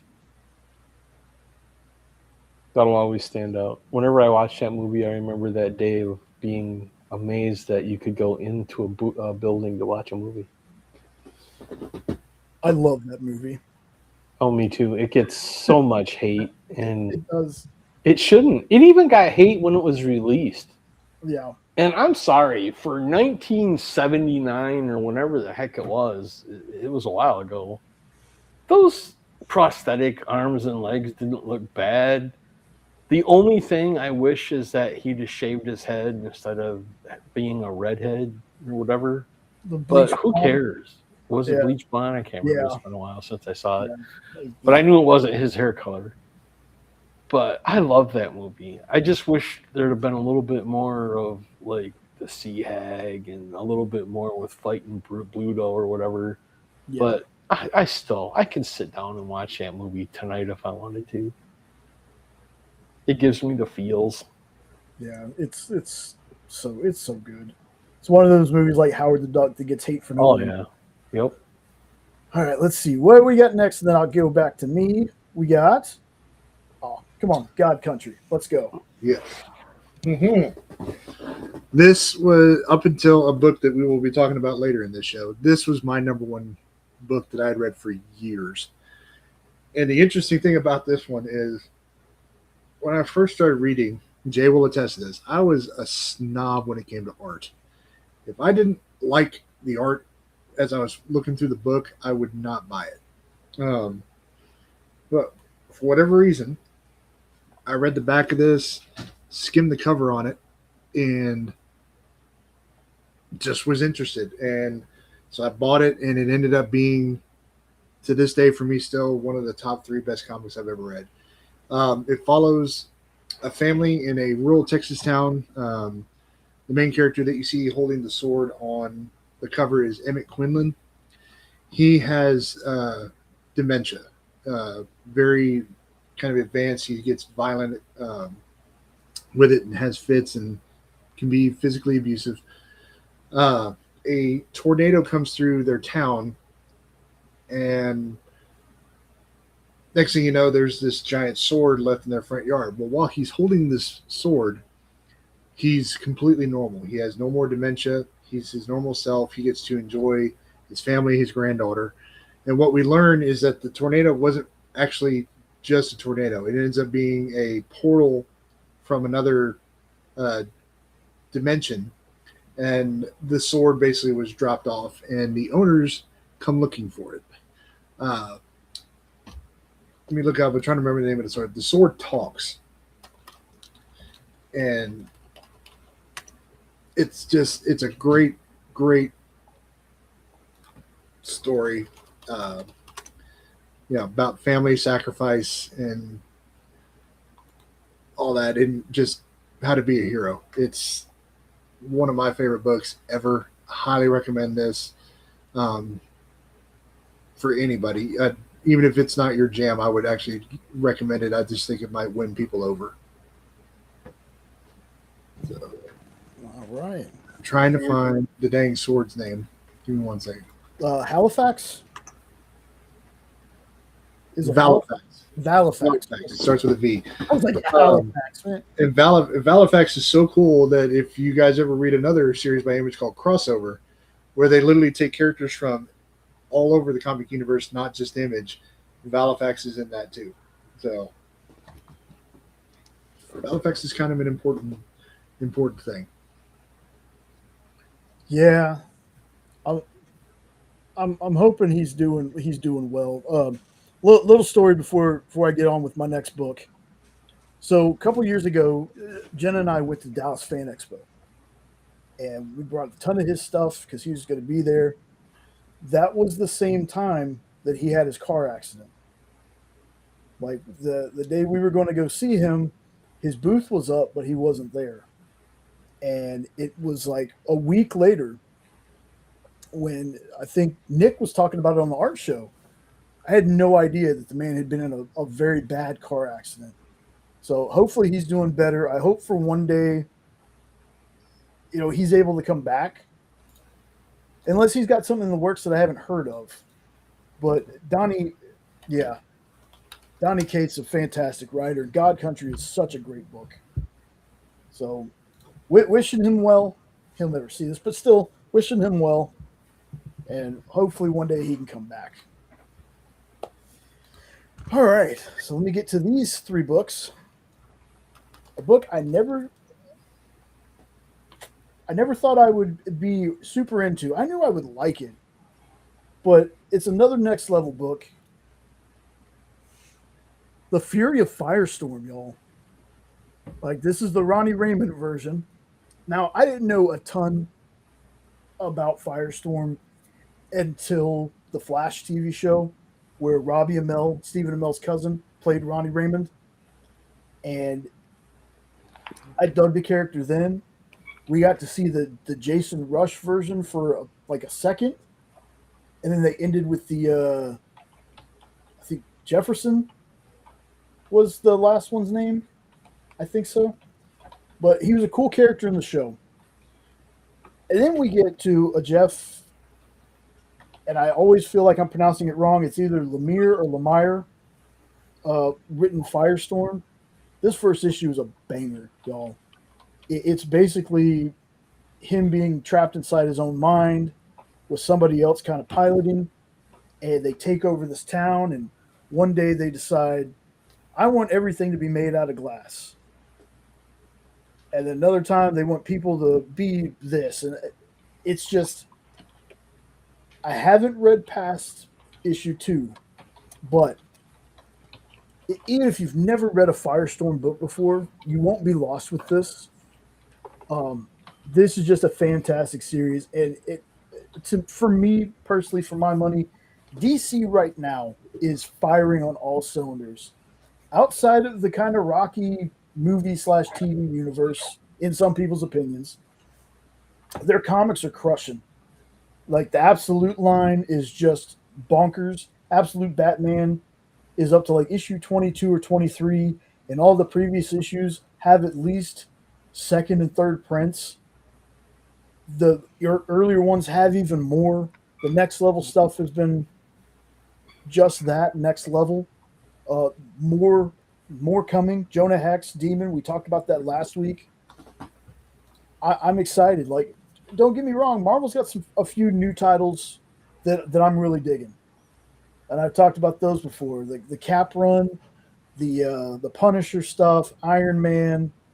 There's a few of them that are kind of scratching the itch when it comes to Marvel, but DC right now, for my money, crushing it. Like, going outside of DC, The $1 Trillion Kid. It is a fantastic book. It reminds me of Richie Rich, but there's some elements of Richie Rich missing. So this kid, his family had invented Band-Aids or something, and they were rich, and they were kind of starting to lose some money, though. Some things weren't going well for them. Well, the kid invents an ouchless Band-Aid, and that formula for the adhesive, I guess, starts going around the world, and he's the first kid trillionaire. He tries to do the right thing. He tries to do what he thinks is good for people. He learns very early on, though, that money can't buy you friendship, at least real friends. Because there's people he tries to do these nice things for, but they're not having it. Like, yeah, the kid has a roller coaster, go through his neighborhood to pick up kids, take them to school.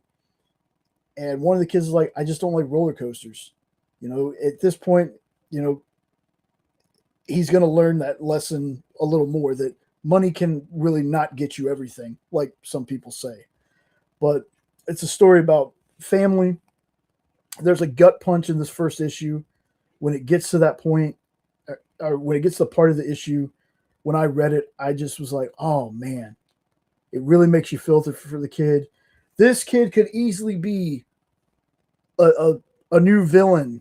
He could easily be a douchey rich kid, but he's not. He's got it. He's got the best of intentions, and again, this is another part of the Ghost Machine stuff. Fantastic. I haven't read any other part of the Unbelievables because this one is part 1 of 4 of the Unbelievables, but this ties into the bigger Ghost Machine universe. Highly, highly recommend. Kind of comes right under my favorite. Yeah, I know. I think a lot of people missed out on it. Nope, but it's really good.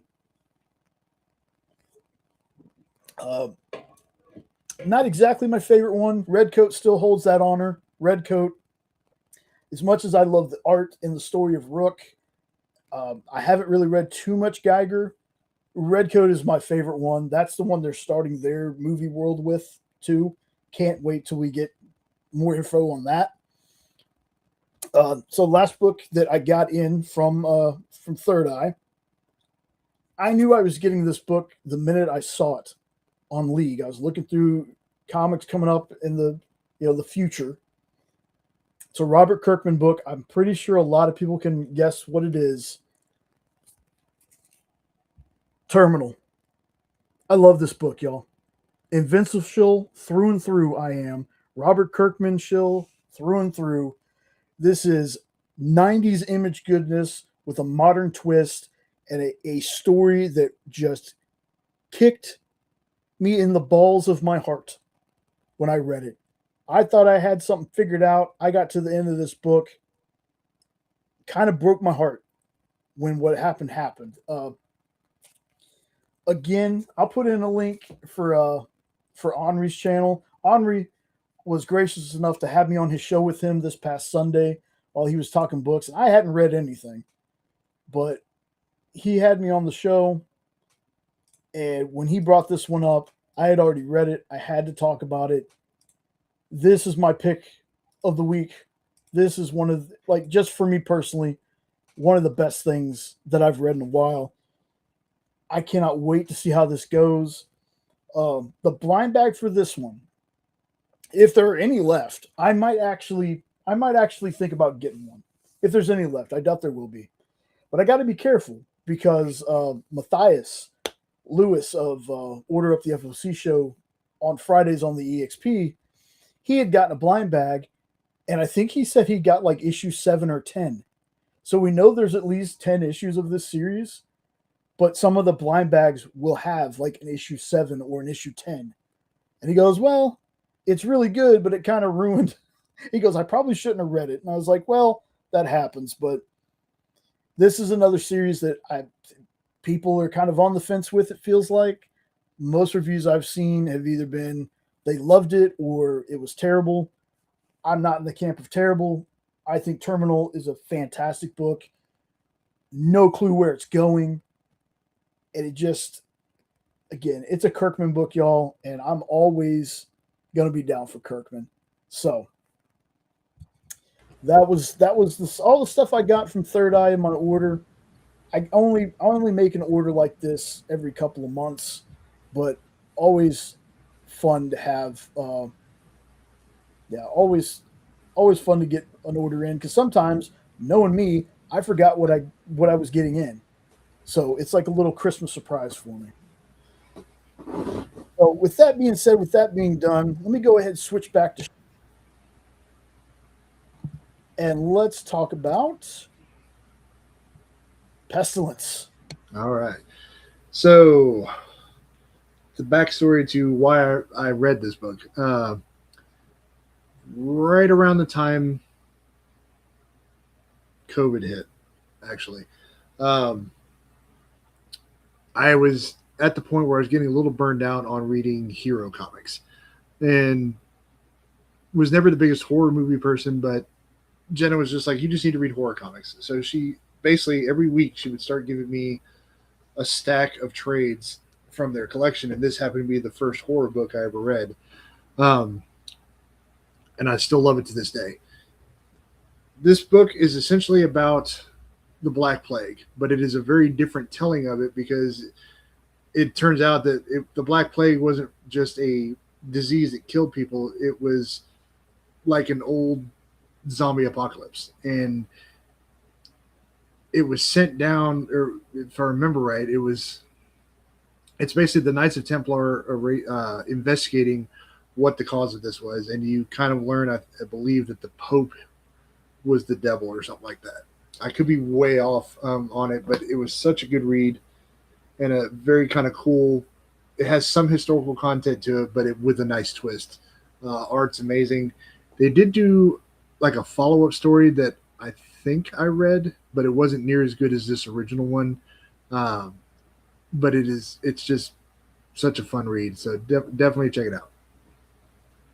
I love the fact, and I'm probably one of maybe 4 people that will get this reference, that one of the people working on this book, his name is Marshall Dillon. Again, I might be the only person who gets the Marshall Dillon reference, but that's just me. I love it. All right, so let's see what we got for your next one. Roseblood Manor. All right. This is a horror anthology from Bad Bug Media. I will definitely say, to me at least, issue 1, kind of like the Spider-Man Tom Holland movies, issue 1 is the weakest. Still worth the read, but if you can get to issues 2 onward, the short stories in it are amazing. The one that I can remember from issue 1 was from Alan and Will Radford. It's about a guy who brings someone a painting, if I remember right, and the person who bought it ends up getting sucked into the painting. So, but the thing itself is about a manor that is haunted, and the hostess, who's the person on the cover, basically punishes people for just being pieces of shit.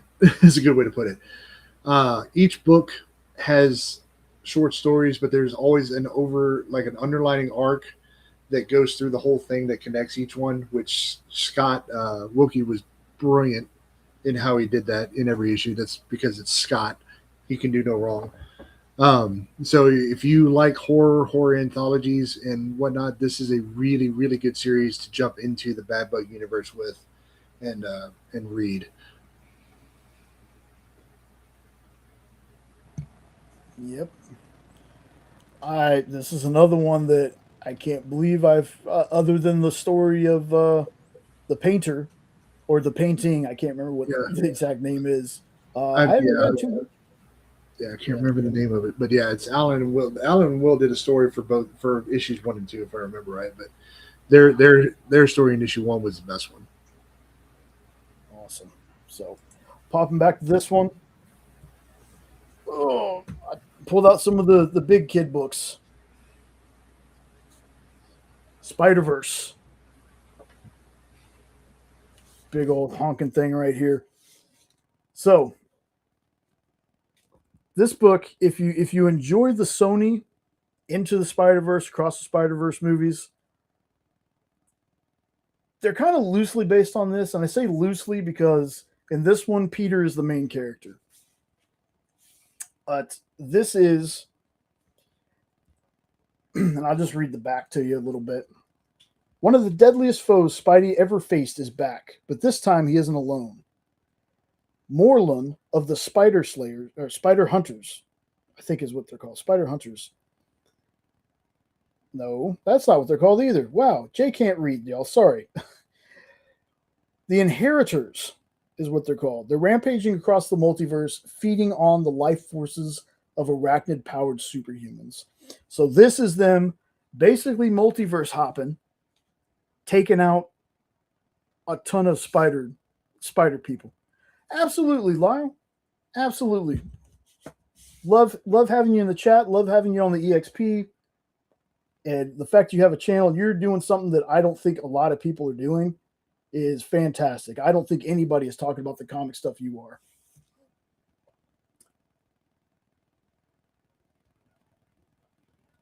What's it? Yeah, that Kevin Smith. I have that trade out there. I didn't bring it for my list tonight, but the Kevin Smith Green Arrow run is fantastic. But this one right here, folks, this one introduces so many spider people. And this right here collects Amazing Spider-Man 7 through 15, Superior Spider-Man 32 and 33, Spider-Verse 1 and 2, Spider-Verse Team Up 1 through 3, Scarlet Spiders 1 through 3, Spider-Woman 1 through 4, Spider-Man 2099 5 through 8, and material from Free Comic Book Day 2014, Guardians of the Galaxy #1. Lot of stuff in here. It's been a while since I've read this, folks, but my goodness, there's a reason stories like this get adapted. Stories like Civil War and my next book that I'm going to show real fast as well get adapted because they are fantastic. Now, it's kind of one of those things where I can't say I enjoy the movie or the book over the other, like one over the other, because they are very different, but I do love them both. This next one I know this one kind of made me mad. I'm going to be honest with you. Because they made a show of this. Secret Invasion. Folks, do the Grow Run. I knew what you meant, Lorena. The show that they put on Disney Plus was not, in my opinion, they should have followed more closely to this. This is basically where you find out that Skrulls have been around for a long time. Some of your favorite heroes for a while have actually been Skrulls. And it's just a really exciting, like, people you think are Skrulls aren't, people that you don't think are Skrulls are. It's very twisty-turny. And this right here collects Secret Invasion 1 through 8. Yeah, that's all this one. This is just the Secret Invasion stuff. My goodness, what a fantastic story. Like, this and Marvel Zombies are two of my favorite stories that, like, they're main universe, but not really, if that makes any sense. But this is fantastic. If you've never read Secret Invasion, please. I mean, if you enjoyed the show, I'm very happy for you. Do not get me wrong. I'm glad if you enjoyed the show, I'm glad you enjoyed it. But if you've never read the comic before, please read the comic. That might change your opinion on the show. It might not. Who knows? But this is a fantastic read. Secret Invasion, folks. Brian Michael Bendis on that one. All right, I'm going to show one more, and then we'll get back to Sean's list. Keeping with my Kirkman Schilling theme, Die, Die, Die. This was a surprise. This was one of those books that Kirkman used to randomly drop stories without, like, a lot of fanfare. Sometimes without even really, like, announcing them. And that's what Die, Die, Die was. Saw it in the comic shop one day, picked it up. Basically about a set of triplets, and they're all kind of spies, and one of them is kidnapped, and one of them is kind of evil. Again, twisty-turny triplet stuff. Very, very violent. Very violent. Very fun story. And again, it's Kirkman. So if you're a fan of Kirkman, this is kind of a must read. Very violent, very funny. I need to reread this one. It's been a while. But yeah, so there's Die, Die, Die. All right, we click back over here to Sean. And let's see the next one we were talking about. Yeah. This is the freshest book because it's the last one that I really read. Folks, this is the most disturbing book that I have ever read. And I mean that in the best way possible. I thought I Need Your Skin was creepy and disturbing. This book, right up until about the last half of the last issue, is extremely disturbing. The twist at the very end kind of killed the momentum for me that they had on it. But overall, you have to read this book. Scott Snyder can do no wrong. It basically follows a family that moves to a town after their daughter gets accused of murdering a school bully, despite the fact that evidence came out that that girl had mental issues, found guns and knives in her house and stuff like that. But essentially, what happened was she got snatched by witches, and you basically go through this whole thing and find out that their daughter Sailor has been pledged to the witches to end a curse that was on her mom's has been on her mom's family for like a century at that point. And she was just trying to break it. So it basically follows along the dad, who's a writer, a successful writer, tells, but it has a bunch of graphic novels and stuff like that, trying to save her, and nobody would believe him. And you have that twist at the end where it's the mother that did everything to try and gain abilities. Because if you pledge somebody to the witches, you get rewards. Like, she was paralyzed from an accident, and her reward was she could walk again. And so she wanted to get the curse lifted off her family and try to start a new one. And it basically ends with the dad deciding, no, that's not what he wants to do. And he tries to save his daughter. I will not give the huge twist again at the end because I really, really, really want you guys to go read this. The art goes back and forth between really, just normal comic book, light, bright art. And then it goes into kind of what you see here on the cover. It completely changes styles whenever they are around the witches and they come out.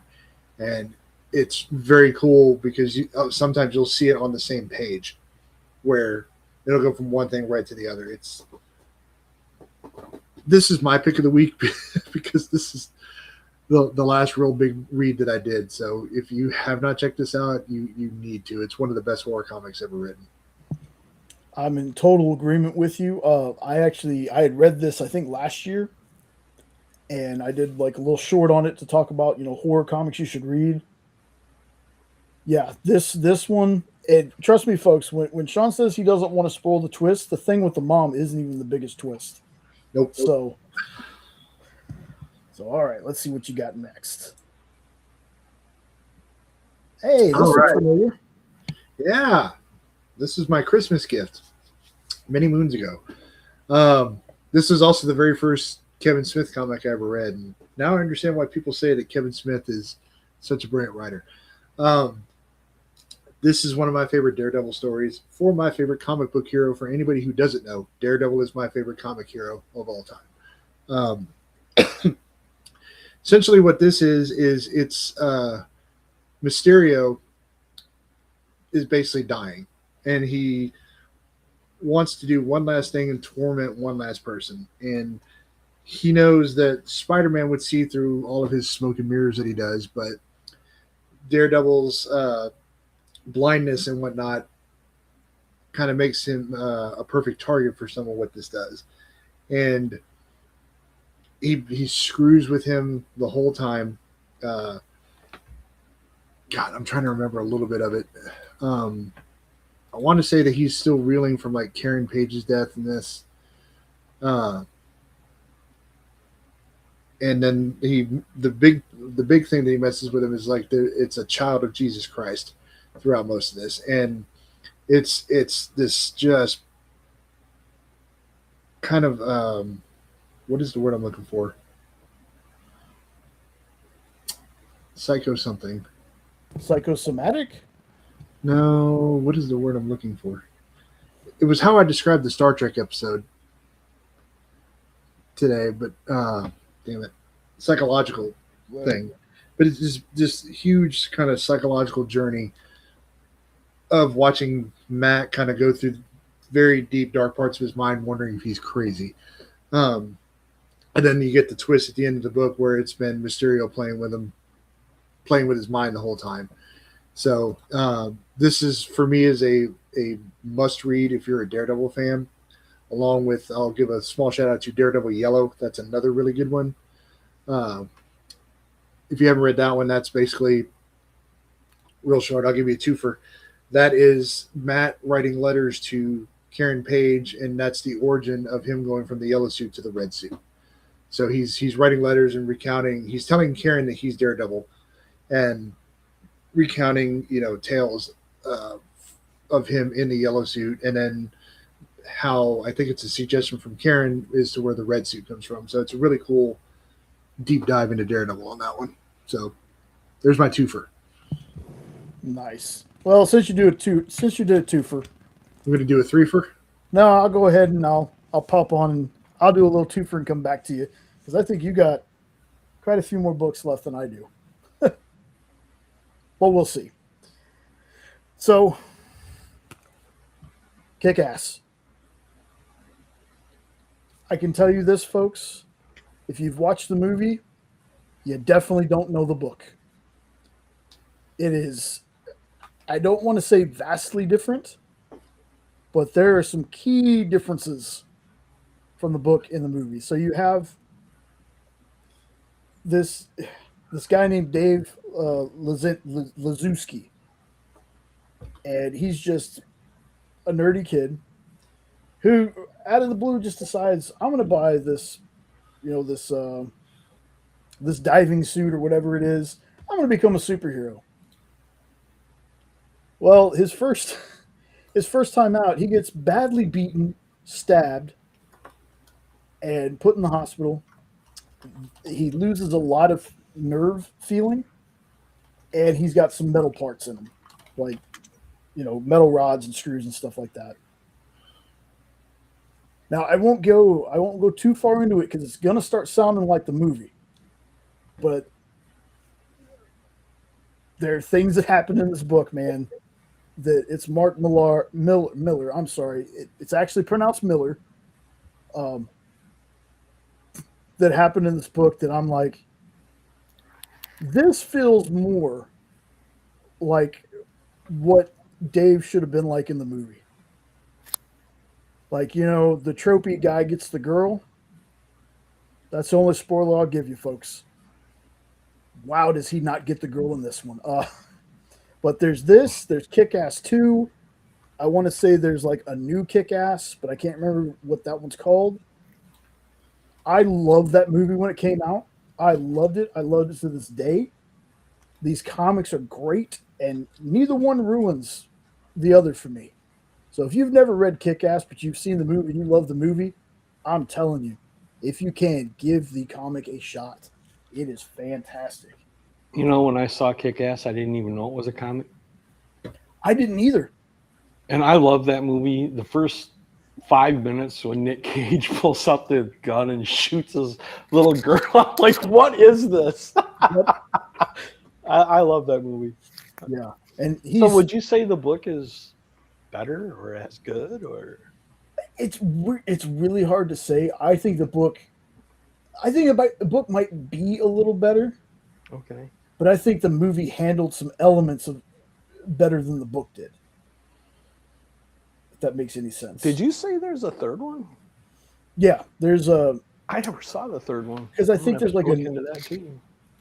There's a new book-wise. I don't know about movies. Oh, okay. This is book-wise. There's like a brand new there's also a Hit Girl series. I forgot that. There's the 2 Kick-Asses or 3 Kick-Asses. The third one is like a new person, and then there's also I think some Hit Girl comics. This one is for EXP fans out there everywhere because this joke still happens all the time. This is Karma by Dan Wickline. This is the story about a photographer for an ad agency who's kind of like a quiet and reserved guy. And he gets a call from a friend asking him to like fill in for this photo shoot. And it's like these, I don't want to say S&M, but more bondage kind of things. And this is where he meets Karma, the title character. And this is like an unlikely whirlwind romance. It's sexy. It's very spicy, but it's not just about nudity and sex and everything. Dan Wickline, who is somebody I've worked with in the past, somebody I still watch his show to this day. He's a fantastic writer, and this has so much substance to it. It's not just a dirty book. There is some spicy stuff in here, but it's a very, very well told story. Nothing feels forced in it. And I've always wondered, like, and I think it is. I think some of the stuff that happens in this book has actually happened to Dan. Yep. Dan has some stories, folks. Dan has some stories. Dan has led a very interesting life. I was talking to him the other night, and I told him, I said, honestly, when you're done writing your Obsidian Moon or whatever, you should honestly consider either doing a comic graphic novel or a book autobiography. Yes. Because the stories that man has are amazing. Yes. And the things he's been through and the people he's met and the stuff he's transitioned from one to the other. And yes, he said a bunch of that stuff in Karma was based on his days. It's amazing. And then we all remember Karma too and the fun that caused. But Dan is a fantastic writer.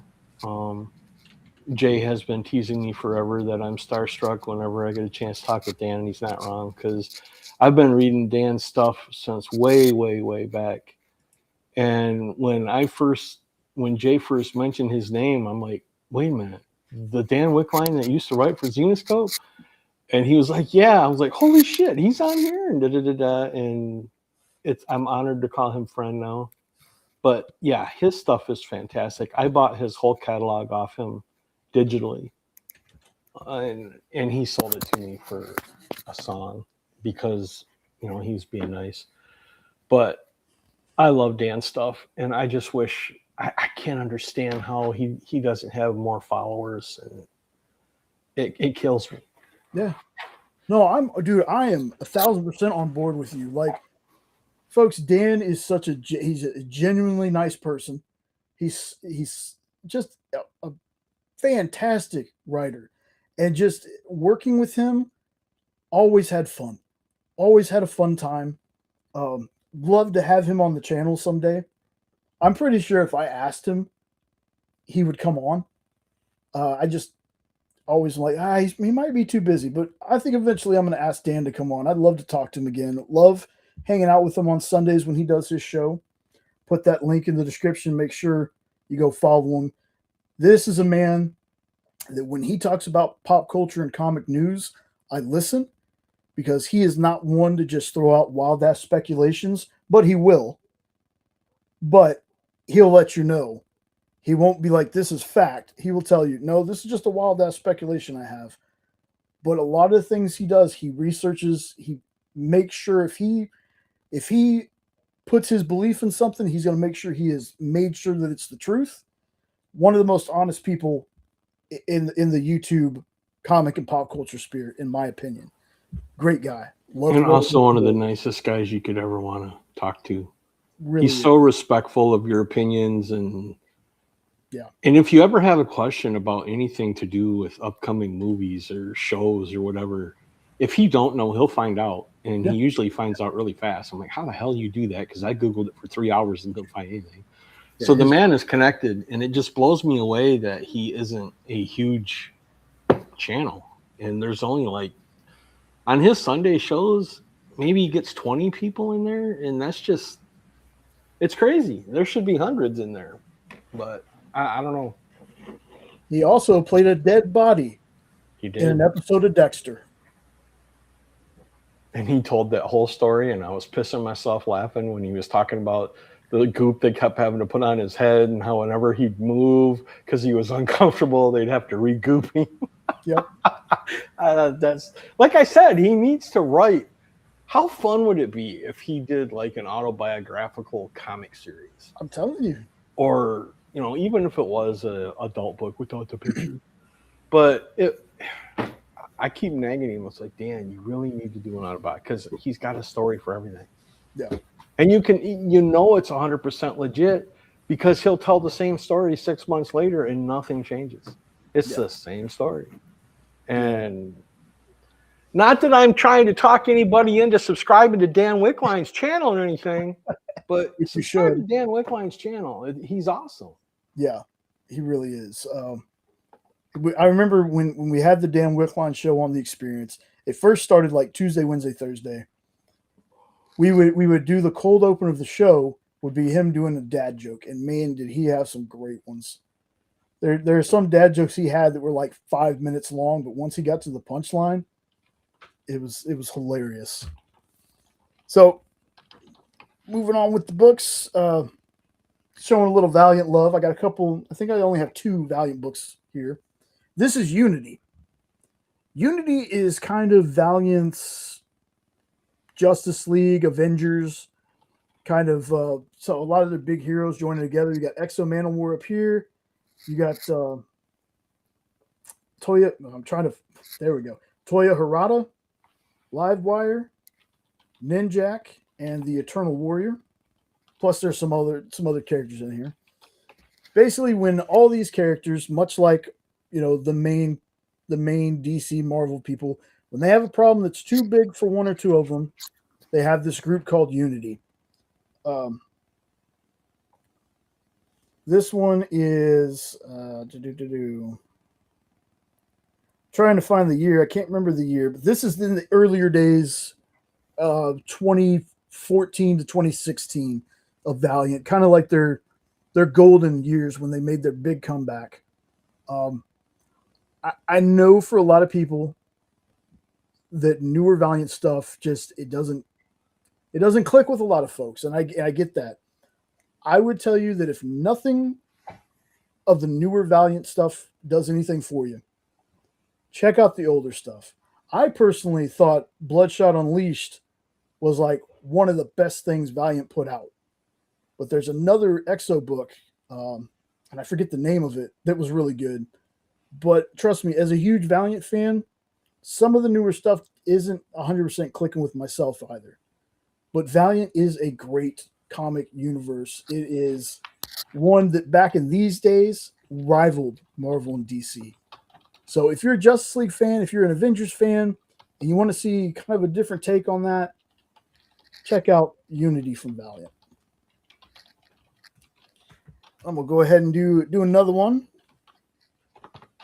We got, and I tried to talk about this on your show the other night. There's 2 different ones. So there's a Kills the Marvel Universe, and then there's Marvel Universe versus the Punisher. Now, this is the one I was trying to talk about when I was like, it kind of reminds me of Marvel Zombies, but not. So this is something that happened because of Frank. So in a routine strike on mobsters and weapon dealers, Frank unleashes a dangerous pathogen that destroyed human society, turning everyone it touches into murderous cannibals. So not zombies, but murderous cannibals. And you got to think superheroes that are cannibals, that aren't zombies, and still have pretty much, I don't know. It's different than the zombie ones. That's all I can say. Like it's definitely a different feel. So since he feels like since he's the one who brought this on, he's the one that's got to take care of it. And it's Castle doing what he does best, taking care of business. And that's exactly what this book is. I found this years ago by accident. I'd never seen this. But I was in the comic shop looking through the Punisher stuff because I am a Punisher fan. And I saw this. I also have the Punisher Kills the Marvel Universe, but it's not a thick trade like this. It's just a thicker comic. But I saw this and I was like, well, how is this any different? Totally different. Vastly different. Definitely not zombies. So if you're a Punisher fan, if you're a fan of these one-shot worlds that they do sometimes, Marvel vs. the Punisher is a definite pickup. All right. Going back to Sean. Let's see what's next on the list here. Dick Tracy. Have not read any of this myself, so. You're slacking. Folks, this is so good. So damn good. It was on our top 10 list for last year of favorite comics I read. And at that point, when I read it, I think I'd only read issues 1 through 5. And I have since gone to, I think, about issue 10. Man, if you are a fan of the Warren Beatty movie, check this out because this is not anywhere anything like that. All the characters are there, but this is a much more adult, violent, dark kind of story than that movie. As much as I love it, it's one of my favorite movies ever. But the first arc essentially centers around Big Boy coming into power. He's in the back. He's kind of hidden in the background. Nobody really knows who he is. He's pulling a bunch of strings, and Flat Top is his kind of guy that goes and he will just mow you down. There are a lot of badass gunfights in this. Tess Trueheart in this, instead of being, they really never say who she is in the movie, but she's a reporter in this one, who's got just as much a inkling for danger as Dick Tracy does. This is a fun read, and it's still ongoing from what I remember. So definitely check it out. It is a badass read. So good.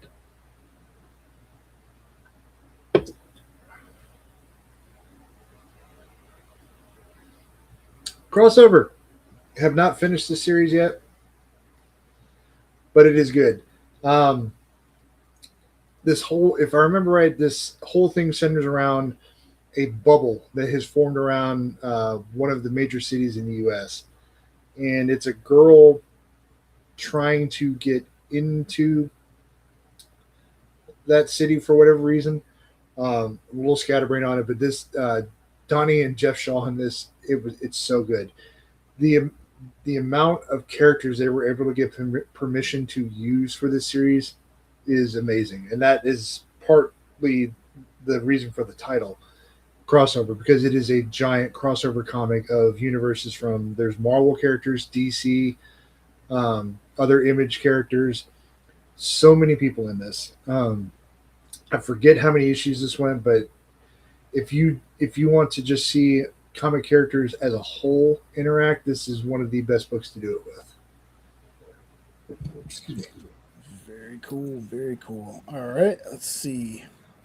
I'm going to go minute to skim it with these just rapid fire reviews.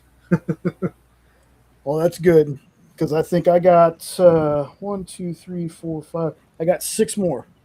I don't even know how many I got left. Quite a bit.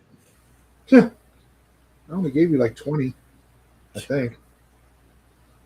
Anyways, what's next? We'll just go do one more for you, because we had Trish on Aggressive Positivity this past Tuesday. It was a delight. She talked about this. She talked about Feral.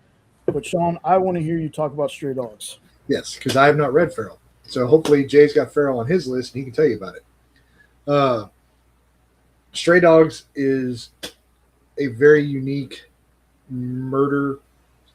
I wouldn't really call it a murder mystery, but kind of a murder type story, told from the point of view of dogs. And dogs' memories don't work like ours do. They can forget things very easily from moment to moment, but their sense of smell can bring it back. And what it is there's a bunch of stray dogs that are owned by this guy who stalks, I think it's young women specifically, but he stalks people and then he murders them and he keeps their dogs.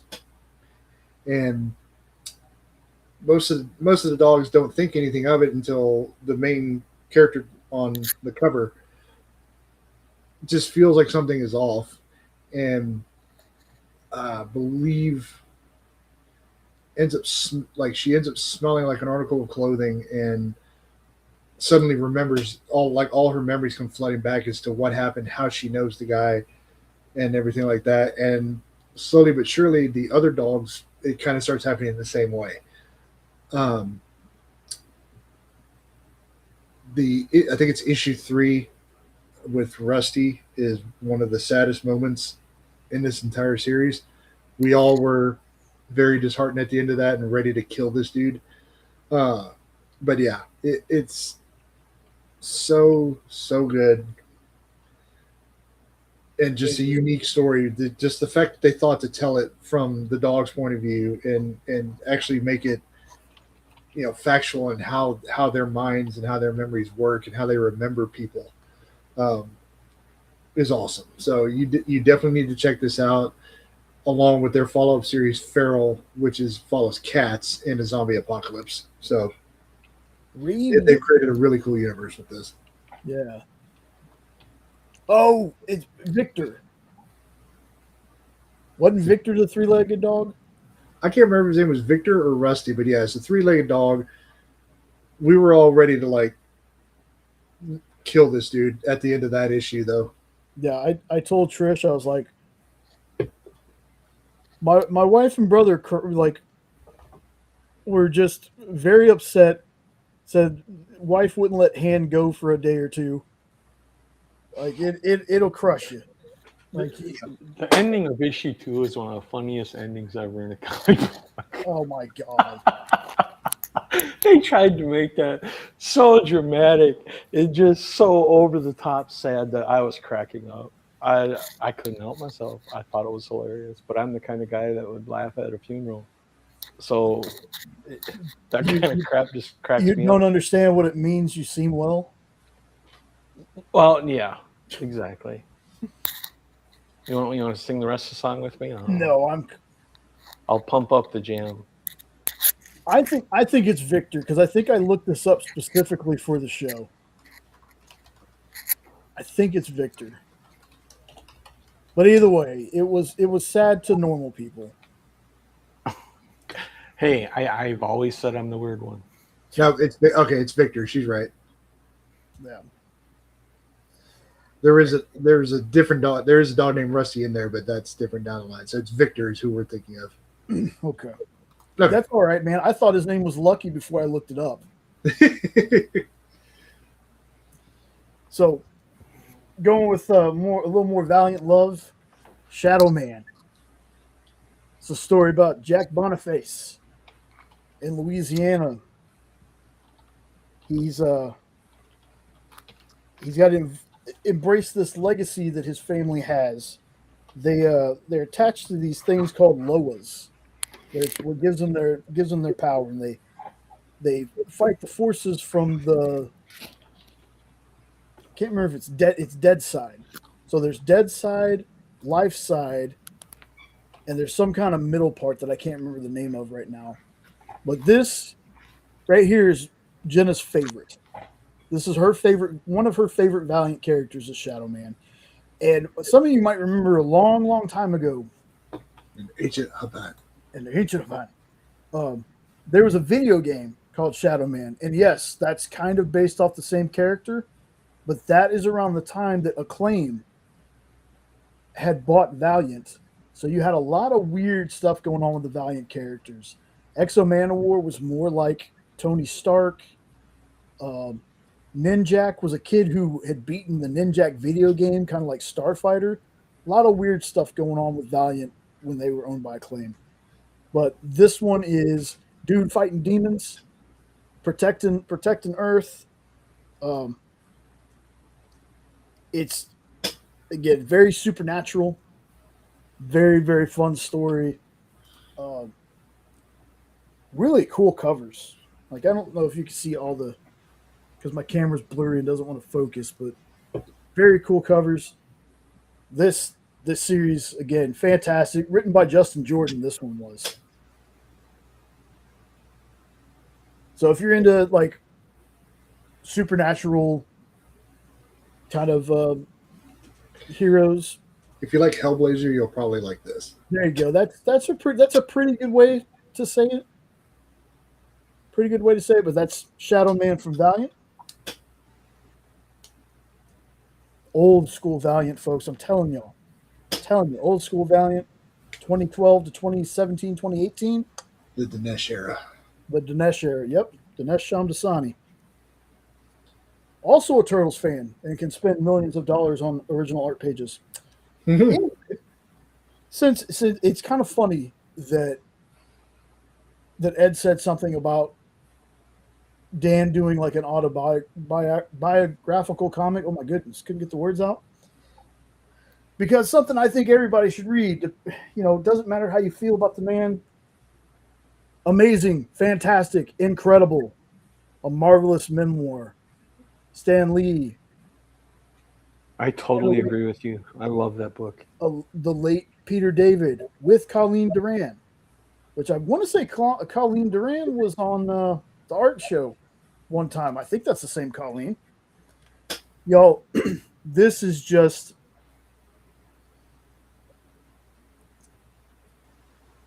it hits me in the soul. Yep. Because yeah, there's some stuff in here that might be a little out there, a little kind of pumped up, but for the most part, this is Stan's story in a way that I really feel like this is the only way you could tell Stan's story is in comic form. There are parts in this book that just tore my freaking heart out, things that I never knew about the man until I got this. And it gives you a bigger appreciation of who he is. You know, I know, especially nowadays, there's a lot of people that Stan and Jack Kirby, there's a whole mess there. But I've never stopped being a fan of Stan Lee, and I'm never going to stop being a fan of Stan Lee. This book is exactly what the title says. If you've never been into reading autobiographies, this is the way to go, folks. This right here, this is one of my favorite things that I own. So, amazing, fantastic, incredible, a marvelous memoir. Stan Lee, Peter David, and Colleen Duran. Only thing that was missing on that cover was Excelsior, but you know, you couldn't fit every word on there. So yeah, there's that. And then we're going to pop back over here to Sean. And let's see what he's got next. Daredevil Noir. Yeah. This was a book, ironically, when I first read it, I was a little disappointed in the ending and how a few things went. But as I've matured over the years, become a senior citizen, I've come to appreciate what this book was. This is definitely kind of like Spider-Man Noir. This is an alternate timeline set way, back in the early 1900s, kind of like Spider-Man is. And this has one of the coolest versions of Bullseye, because Bullseye in this one is actually female, and somebody that's trying to get close to Matt in this. It kind of follows along that story of her trying to, if I remember right, it's her trying to, hold on, let me find a description real quick, because I really want to tell the story of this one so folks can read it. All right, Daredevil Noir. Okay. Okay, so really what this is, so it follows a femme fatale named Eliza who approaches them to take down a big gangster named Orville Halloran, who essentially is this universe's kingpin. And you kind of learn that this was all a plan of Kingpin and her at the same time, and you learn that she's basically their bullseye. They have a really cool fight in this. Art is awesome. Just a very cool, different take, like a lot of the noir stuff is. I wouldn't say it's as good as Spider-Man Noir, but it is definitely worth checking out for Daredevil fans. Very cool. I remember it's funny because the first time you read this, you were like, I don't really know if I like this. Yeah. Yeah, but we've got a review up on the channel because it's one of the early videos we did back when I could actually do reviews and do them good. Oh, yes, because we all know reviews aren't Sean's bread and butter or anything. Anyway, next book. This was another one that Jenna shoved into my face. Was like, you have to read this. And boy, do you need to. If for no other reason than within like the first 3 pages, Gertrude, who's the main character on the thing, she gets lost in fairyland and gets trapped there essentially. And she's trying to get out and learn, and for whatever reason, learns that she can't escape. So she basically just goes ballistic. But like I said, within the first 3 issues, she takes a cannon and blows up the moon in fairyland. She's got her little friend that's a fly right there on the cover with her, smokes cigars. It's just dark, fun, amazing humor. But what's fun is they don't allow cursing in fairyland. So, the way they use like fuck is fluff, amongst other things. So that it's fun how they get creative with the language and just all of the craziness. This book is probably, it's got to be a top 5 for me of all time. It's one of my favorites. I've got, Jay, if you want to pull me up on camera, Jenna's got the whole first run, but I've got the editions of it that she wishes she had. I've got them in the hardcovers. So there's 4 trades in the first one. So there's book 1, which is the first 2 trades, and I am mirrored. 1 second, people, so you can actually see this cover and appreciate it. There we go. I didn't realize I was mirrored. There we go. Now we can read it. Book 1 and then book 2. And I could have had these signed had Jenna not talked me out of it. They'll still be here. They're signed. She talked you out of it? Yeah. And they sold within 3 days. Was that out of jealousy? Just kidding. You got kicked out of Fairyland for using fork incorrectly. Yeah, here's what I'll say about this. So Larry was her guide. Gertrude shows up there as a little girl. And the thing is, when kids get to go to Fairyland, usually within the same day, they find their key to get home. For whatever reason, Gertrude just didn't. So she's stuck there for years and years. I think she's in her 20s or 30s or maybe, almost 40s. Yeah. Still stuck there. Now, in terms of violence, folks, when it comes to books like this in this cartoony world, for me, it goes this, dork, and pretty violent. That cartoony violence. Yeah. So good. Yeah. And the thing I love about I Hate Fairyland is it's still going. Or it was still going. They took a little bit of a break. Yeah. Then Scotty, who had been doing the writing and the art on some of them, started getting other people to not only do the art, but write the stories as well. Yeah. So then that's how we get Gert is out of Fairyland. And then she goes back by going to find Scotty in the book. That's very meta. So great stories. I've told, not to his face, because obviously I've never met Scotty face to face, but through his Substack and things like that, I've told him this is my favorite thing he's ever done. And I know that Scotty has done a lot, and there's a lot of good stuff, but I Hate Fairyland is by far my favorite Scotty Young thing. And more stories from Gertrude and Fairyland is great. Yeah, this and Middle West, I think, are his best works. But this one's just far and above the best. Yeah. The alternate title is hilarious because of the restrictions in Fairyland, too. Yes, and funny enough, there's a little bit of a spoiler. In the ending of this particular series, that one kind of lets loose with that word for the first time near the end of the book, and it was amazing. Kyle, I 100% agree, because Brett Bean also did some work on I Hate Fairyland. So, and I think that's why I like Dork so much. Like, Dork is it's not on my list here, but Dork is easily one of my favorite things that I'm reading right now.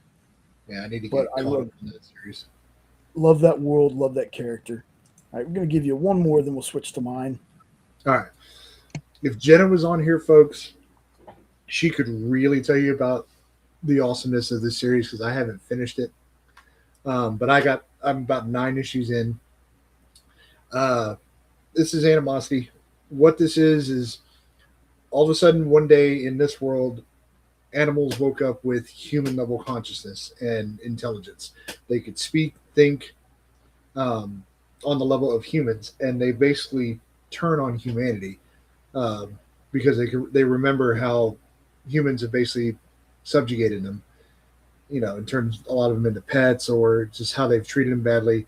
So it's become humans versus animals, with the exception of the little girl here on the cover and her dog. He is fiercely loyal to her.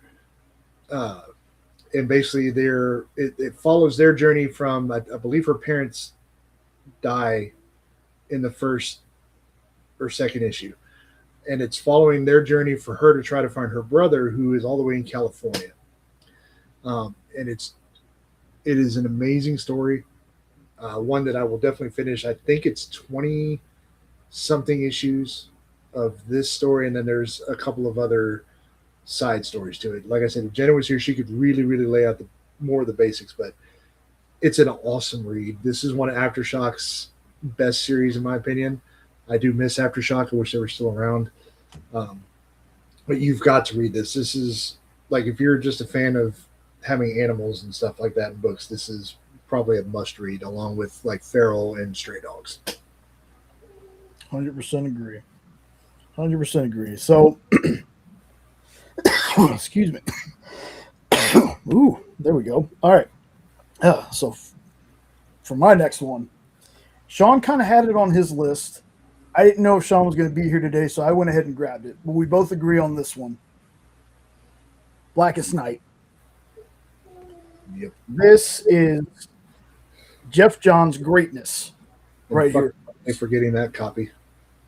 Yeah. So little backstory on this hardcover. I have almost the entire thing of the Blackest Night, tie-ins and all. I think I'm missing 2. They're all in hardcover. Now I'm going to be super honest. The reason I was able to get all of them in hardcover was eBay. I won a bid that was like $90 for all of it, and it was too good of a deal to pass up. I wasn't going to be able to afford it any other way. It was $60. Oh, it was 60. Yeah. There was no way I was going to be able to afford that any other way at the time. So I had to jump on it. Absolutely. I get my comics from Amazon, from local comic shops, from eBay, from Amazon, from Kickstarter. Cheap graphic novels. I get my comics wherever I can. Yeah. I try to support LCSs all the time, which is what you should do. Just saying that, but sometimes not an option. I've just got a paper. I've just got trade. They pop you up. Come on, show it off. That's all I've got. I've got the paper. You still got the story though, don't you? This was, and if you remember right, this was the first trade I ever bought. Yeah. When we were doing comics. But this is, I'm just going to read the back of it, folks, because it's been a while since I read it, but trust me. Across thousands of worlds, the dead have risen. These Black Lanterns, heroes and villains recruited from beyond the grave, have one purpose: extinguish all light and life in the universe. Hal Jordan has overcome death before. As the greatest Green Lantern to ever wield the Emerald Ring, it is Hal's unquestioned duty to lead the living amongst the overwhelming army of the dead. While Blackest Night consumes Earth's heroes, the 7 cores empowered by the emotional spectrum must end their war against each other, or bear witness to the end of all creation. Each of these wildly different cores, fueled by rage, avarice, fear, will, hope, compassion, and love, must unite against the Black Lanterns. But only those whose light shines the brightest can lift the shadows cast by Black Hand and his followers. As Earth becomes the ultimate battleground between the living and the dead, there is only one certainty: no one escapes death. This is also where we get the very awesome Blue Lantern Flash. Oh my goodness, Black Lantern. Oh my God! Now I forgot most of them. Black Lantern, Batman. Who becomes Fear? Is that Lex that becomes Fear? You remember? It's been a very long time, folks. I'm trying to remember because I know 100% that Flash becomes a Blue Lantern just because I love that version of his emblem. Yeah. I know Scarecrow becomes a Yellow Lantern. Lex, yes. No, Lex is Red? Orange. Orange, okay. And then Mira becomes a Red Lantern. There you go. Yeah, there's a whole bunch of really cool stuff like in this book. Now, folks, like I said, there's like 10 tie-ins to this, but quite honestly, this is the whole story right here. If you've never read Blackest Night and you're just looking for a big event to read that's not Batman or Superman, which I got a Superman book coming up next, Blackest Night is the one for you. And then to follow up on that, there is the follow-up story, Brightest Day, which I've only got volume 1 of. But yeah, this comes right after it. Is this as good as Blackest Night? No, but it's still worth reading. So just thought I'd throw that out. All right. Nice. Yeah. Oh, come on. There we go. Let me switch right here. Then we got one of my just favorite kind of out there books, Superman Sacrifice. This is a book where Maxwell Lord has basically taken over Superman's brain and making him see things that aren't there. Like there's at one point he thinks he's in a fight with Darkseid and it's actually Batman. There's another one where he almost kills Lois Lane and it's up to Wonder Woman to save him. This, big spoiler alert, folks. Sorry, but I'm going to tell you. This is the death of Maxwell Lord. This was a short that I did a while back called Shocking Moments in Comics. This was part of it because not only does she slice Superman's neck with her tiara, she snaps Maxwell Lord's neck. So this is the death of Maxwell Lord. This is a fantastic story, and even though I spoiled that for you, it's still so worth the read. Such a fantastic book. I love Superman. I love Superman stories. This is just, again, this is bias, but fantastic story about Superman. Just some of the things that Maxwell Lord makes him see, just that mind control aspect is because there's a thing about Superman. Magic, kryptonite, obviously, but he's only so not inaccessible. That's not the word I'm looking for. There's only so far mind control. Invulnerable. Yeah, invulnerable. Thank you. Invulnerable to mind control he is. Like there are certain aspects of him himself where he has had certain blocks put into his brain. So it's a fantastic story. Again, definitely check it out. Now I only got 2 books left, so we're gonna hop over to Sean. Because Sean's got a couple more. Cross the Bear. So this one I'm gonna read the synopsis of because this was one that I read about 6 years ago. But essentially, it centers around Jack the Ripper. So here's the synopsis of it. Jack the Ripper was never caught because no one was looking for him in the Wild West. No one except the Order, an organization made up of the descendants of crusaders sworn to eradicate the unnatural. The Order will stop at nothing to fulfill the pledge of their forefathers made, even if it means crossing the ocean or a line or two. And essentially what they're hinting at by the unnatural part is, I'll spoil it for you, Jack the Ripper in this is a vampire. It is a fantastic fucking story. Supernatural Old West. I'm not big into Western stuff, but whenever you do these cool supernatural elements, the Old West becomes extremely interesting. So if that's your jam, there's another book on my list. It's also a supernatural Western, so you'll kind of see that. this is 100% worth reading. It kind of, is Knights Templar meets the Old West is a good way to put it.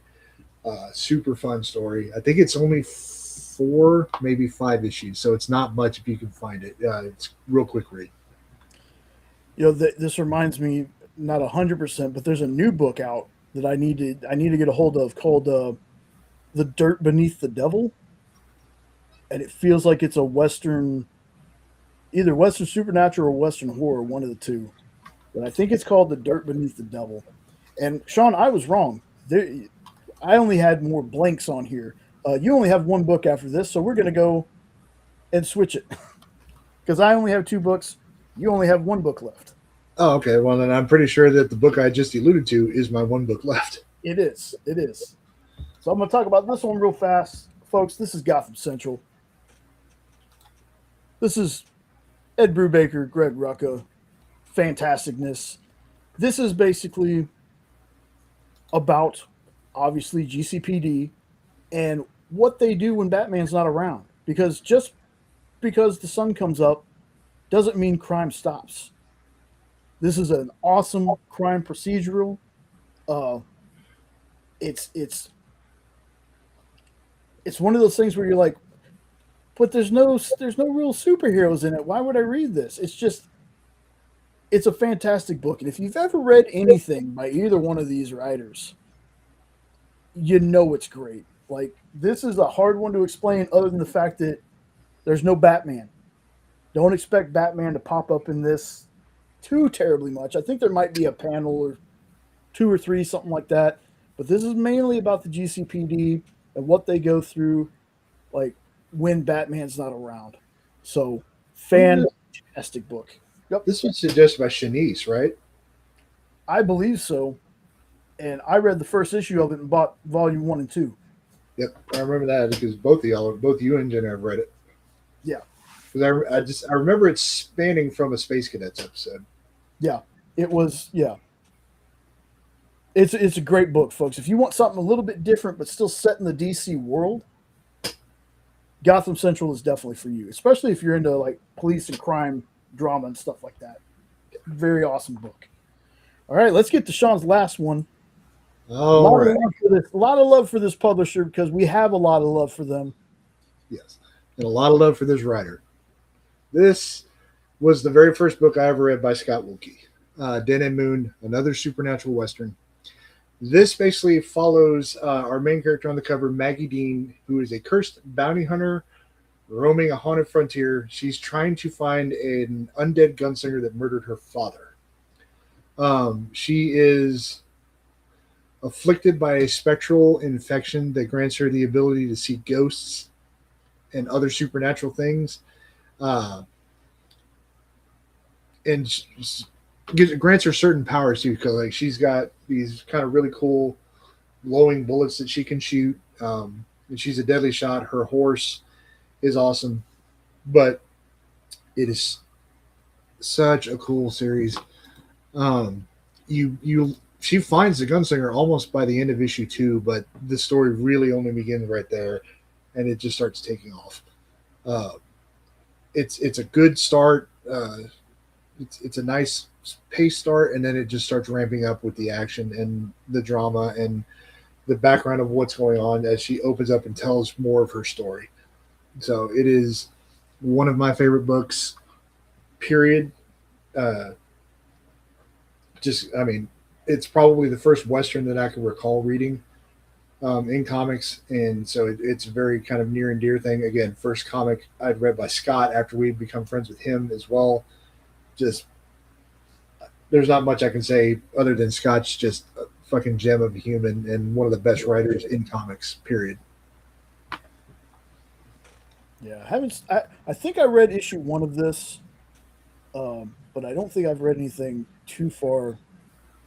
I'm several issues behind, so if they continue doing trades of some of the stuff and they trade this one, you bet your ass I'm buying this book. Yeah, 100%. And if you could, Sean, while I'm doing this, will you grab the Bad Bug Midnight site and link it in the comments, please? And then I'm going to do my last book. All right, I'm going to do Bad Bug, and I'll do Bad Bug Midnight as well. Awesome. So this one is another bad bug book. This is Bearskin. This book is believe the crazy person is kind of what it tells me. So you have this hulking guy who literally walks around in a bear suit. And the opening of this is he's in a diner, goes into the restroom, changes in the bear suit, comes out and just hacks everybody to death. Now, he tells people that he sees monsters. Nobody else can see them.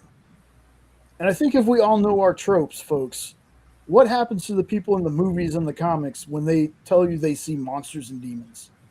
That's usually what's there. So the rest of this book is this guy protecting a lot of people who look down on him, who think he should be locked away, who just think he's the psycho murderer. But it's him protecting these people. Such a fantastic book. It's scary. It's got heart at the same time. I didn't get a chance to get the second. There's a second story, and I cannot remember the name of it, but it's like basically Mrs. Something's little boy or something like that. Folks, this is a book that if you're just looking for different, Bad Bug's motto is something along the lines of they write comics that you didn't know you wanted. And this is definitely one that, when I read it, I was like, nope, this is actually exactly what I wanted. But thanks for giving it to me. But I always like those stories that kind of subvert expectations in the best ways. It's kind of like the movie Frailty. If anybody's ever seen Frailty, you spend most of that movie, and spoilers for a movie that's like 20-something years old, you spend most of that movie thinking that the people that you're introduced to are crazy, and that these other people are the good ones. And then by the end of that movie, it totally flips that on its head, and you realize, oh no, these people aren't crazy. They could just see what we couldn't see. Frailty is a fantastic movie, folks. If you've never seen it, if you're not, like, if the spoiler didn't spoil it too much for you, check that movie out. Fantastic movie, and that's exactly what this book reminds me of. And that, folks, who is the last book that we have on the list? I'm trying to make sure I got this right. Yes, I do. That's the last book on this list of books. I love doing shows like this because it's not so much reviewing the books as it is just telling you parts of the books that we liked, that maybe if there's something you've never seen before, you're like, you know what? I'm going to check that out. And if you do, as always, folks, come back and let us know what you thought. I'm always interested, whether it's good or bad. If you read one of these books and you're like, dude, this sucked, so be it. That's fine. So, Ed, I know you haven't had a lot to say because what we were doing here, but is there anything that you remember reading? It doesn't have to be very recent, but are there any comics that you think people should check out? Well, I was surprised that a lot of people hadn't heard of Mouse when you went over that last week. Yeah. Because that's always been my favorite. For me, that's the jumping point into indie. As far as nothing that I haven't mentioned before, if you want something different in horror, but you don't want to invest a lot of time, The Closet is a quick read. It's only 3 issues. It's a really good story. We've talked to death about Harrower and the other ones, but yeah, I was so shocked that a lot of people didn't know what Mouse was. And I'm glad that I did my little part to bring that little gem back to life, because anybody who reads comics should read Mouse. Yeah, and I knew of Mouse because I knew it was like one of those banned books. I've known of Mouse. I've just never read it. So I'm so glad that you picked it, and it ended up on the list where I had to read it. And somebody in your chat came on and said, I never even heard of this book before. I think that was Corey. Well, I didn't want to call him out, but it was. Yeah, but I think he went and bought it that night. Yeah. Yeah, So, he ordered it. He ordered 1 and 2 off of Amazon. Yeah, That's awesome. I think we should do something like this again in October because Halloween, just start getting the Halloween themed books. Well, And if I would have known, I could have had something ready. well, I'm giving you like a couple months notice here. We're going to try to do something in October the same way. We'll just do a theme show based Well, on. I can't make any promises because Nope and I are going to do our Shocktober Part 2. So we're going to be doing all kinds of Halloween stuff. But if we're not doing anything on a Saturday, yeah, sure. Yeah. You will be here, damn it. Oh, coming from the guy who's been here 3 times. Shut up, man. I know. I'll be here if I can. I just know I got screwed out of Shocktober last year because I broke my back in September. So this year, all the plans I had for last year, I kind of hope to do, and I hope I didn't just jinx myself. I'm not even going to get out of bed in September. I'm just going to do everything remotely so I don't get cursed again. And Please. Just put yourself in like a remote control wheelchair so you can just go wherever you need. The craziest thing was, though, is it was just a couple weeks after I broke my back that Nope broke his ribs and shit. Yeah. And it's like, dude, are we trying to off ourselves? What is happening? Yeah, please don't. Yeah. I'll try not to, at least until October's over. Somebody get a cameo from Danhausen, Uncursed Ed. Please. You're not cursed. I love that guy. Oh my God. Did you see that bit that him and Henry did together? The song? Oh my God, I was rolling. I was absolutely rolling. Speaking of, folks, for anybody, tonight is SummerSlam Night 1, which is the night I'm interested in. Because this multi-night shit is just so stupid. I hate it so much. Nick Aldis is back in the ring, which I'm excited about. And then pretty sure it's Brock's retirement match. Hell in a Cell versus Oba. So you think they're going to have Oba crushing? I don't know. I really don't know what they're going to do. But I've been trying to avoid spoilers because I keep seeing stuff. I heard Aldis came out to Oasis, so I'm kind of curious what song he chose. But I've been a fan of him since he was known as Magnus in TNA. He had a legendary 1,000-day reign as the NWA World Heavyweight Champion that Cody broke at the All In pay-per-view that they did. So just a fan of him, and if anybody has a chance, go watch his second interview he did with Chris Van Fleet, and they talk about that. He starts crying because he's that emotional about the fact that he gets to get in the ring again. So it means a lot to him, and just I've been a fan of the guy for years. And, Chris Van Fleet anyway. Yeah. But yeah, and I mean, and let alone the fact that the dude's married to Mickey James. So. I don't know if you meant that in a good way or a bad way. But... it means he's awesome. It just shows how awesome he is. Okay. Yeah. Mickey is so fine. She's so fine. She blows my mind. Hey, Mickey. Yeah.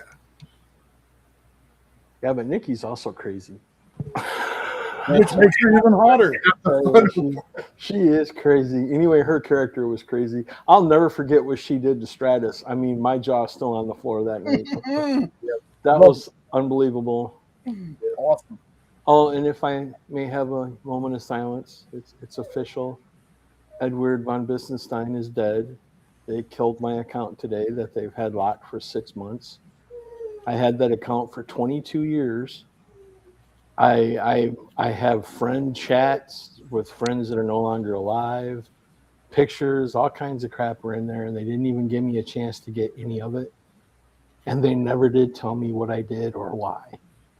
But all of my groups were released today, and had I not had a secondary account that I had as an admin, I would have lost all of them too, but I was able to reclaim them all under Eddie Von B until they banned this account for whatever stupid reason.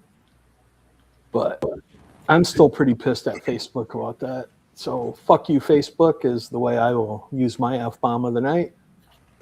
And there you go.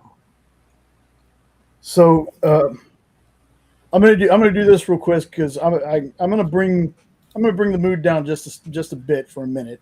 But folks, if you haven't yet, please do yourself a favor. Go sub up to Weird Opes. We're trying to get these guys more subscribers because they deserve it. And I cannot wait to see what they're going to be doing for Shocktober. I'm so ready for it, man. I'm really hopeful that you get to do all the things you wanted to do that you didn't get to do. So please. I sure hope so. So, folks, I am going to bring it down just a little bit. 5 or 6 years ago, Jenna and I had some friends. A guy I met through work, and he was the guy that was like, "Hey, man, we should try to come together and let's try to own a comic shop. Let's try to run a comic shop." And that obviously never happened. We never got too far into it. But while I was the one that came up with the name, Hydra Comics was going to be the name of the store. Now, we had a falling out with them, and we hadn't talked to them in, like I said, 6 years. And unfortunately, I got the news yesterday before I started working that the day before that the husband, his name was Jason, passed away in his sleep. I have a lot of mixed feelings about it. It's not like I hated the guy at all. There was many years of friendship there. I am going to miss him. But it was we weren't very close. We hadn't been close for 6 years, but it was very surreal hearing something like that. It's not something that I'd ever think that I would hear. But he was kind of the person that was there when I came up with Hydra Asylum. So I just want to say to his family, I'm very sorry for your loss. For the most part, I have a lot of good memories with him. So Jason Allen Barrett, rest in peace, man. I just wanted to say that because it's been on my mind the last couple of days and during the show. Every time I say Hydra Asylum or see Hydra Asylum, now I'm thinking about, I came up with that name when he was there. So just wanted to give my condolences to the family and tell them the rest easy. So didn't mean to bring it down, folks, but it is on my mind, and I have to talk stuff out sometimes, or it's just going to sit with me forever. But there we go. All right. So let me bring it back up for a minute before we end the show, okay? Because now it's time to pick a new list book. So let me do that real fast. We're going to see if I can remember what I'm doing here. There we go. All right. Let's see. I'm going to shuffle it up a little bit. Let's see what I'm reading next. And as always, folks, you can also, if you find a way to get the books, you can join us. Corey Rust, and I spelled it wrong. Everything Dead and Dying. Very cool, because I actually started this, but I'm going to go back. I only read issue 1, but I'm going to go back and do this. Very cool. This was a very strong opening issue. Yes, it is everything, not everything. Very cool, Roberto. I was going to say very awesome and very cool at the same time that time. So yeah, Everything Dead and Dying will be the list book for next week. Ed's got a new sub, which is fantastic. Oh, how do you know that? Oh, hey, thanks, Roberto. I couldn't see the chat. Always watching. And of course, now that the show's over, the chat's right. I know. Now I can see the whole thing. Yeah, so now what I need to do is copy this particular scene or duplicate it, drag it up to the first one, and replace that other one. Because I don't know why this one is working and the other one's not. Because fuck you, that's why. Yeah, pretty much. If any of y'all have ever heard of or are fans of Mr. Fish, Yes, talk about that, Ed. We have confirmed that we're going to be doing an interview with him on his new Kickstarter. And basically what the new Kickstarter is it's cool as hell. He's doing a book about how to make your own comic from beginning to end, including all the things that you've never thought of. And he's hoping that if this goes through, he might even make it an open public release in the future for anybody who's interested. So if you've ever been interested in, I mean, this man's been doing his own stuff and he does it all on his own. And he's been on the Jay's channel, the EXP, as a artist on the SketchUp. He's got his own channel. He has this show called Roll for Heroes, where him and another guy, and sometimes it's 3 or 4 guys, they roll D&D dice, just like you would if you were playing D&D. And the dice, they have a list on the screen, and it tells them what kind of character they got to draw, what powers the character has to have, and under what conditions the character lives. So, and then whatever the dice say is what everybody has to draw. And it's kind of fun to watch. So a shout out to Mr. Fish. If you're a fan, look for him coming up on the Weird Dopes probably in the next couple weeks, because his Kickstarter launches tomorrow night. Nice. Thanks for letting me pump that, Jay. Absolutely. I was trying to find Mr. Fish's YouTube link, but for some reason I can't find it. You want me to send it to you? Yeah, would you please? Because I'm just... I think if you look up Roll for Heroes, you'll probably find it. Or if I put comics at the end of Mr. Fish. Yeah, that helps too. There we go. Okay. You found it? Okay. Yes. Come on.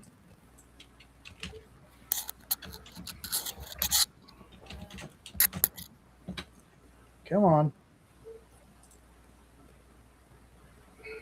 There we go. Okay. YouTube was YouTubing like normal, so. Well, I was very happy and surprised that little teaser trailer short that I threw together about having him on hit 1,600 subs last night while I was in bed. So I hope I can help him out with his Kickstarter. That's the whole point. And he's excited to be on there. Dude, that's great. And Mr. Fish is such a nice dude. Oh, he is. He's the nicest guy in the world. And it's pretty amazing that he was able to overcome his Tourette's to the point where you wouldn't even know he had it if he didn't write comic characters about it.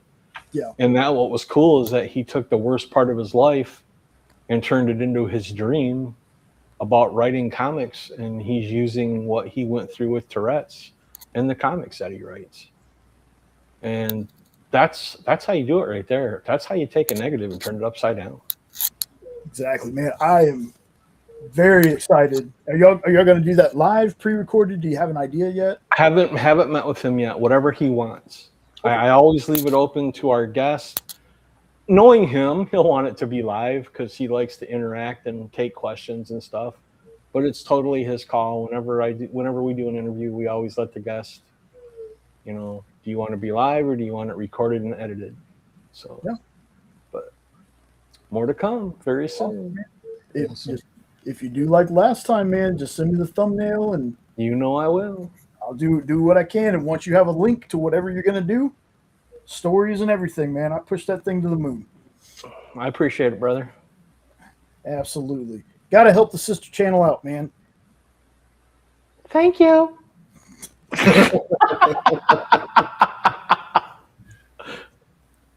Awesome. So, folks, check all the links.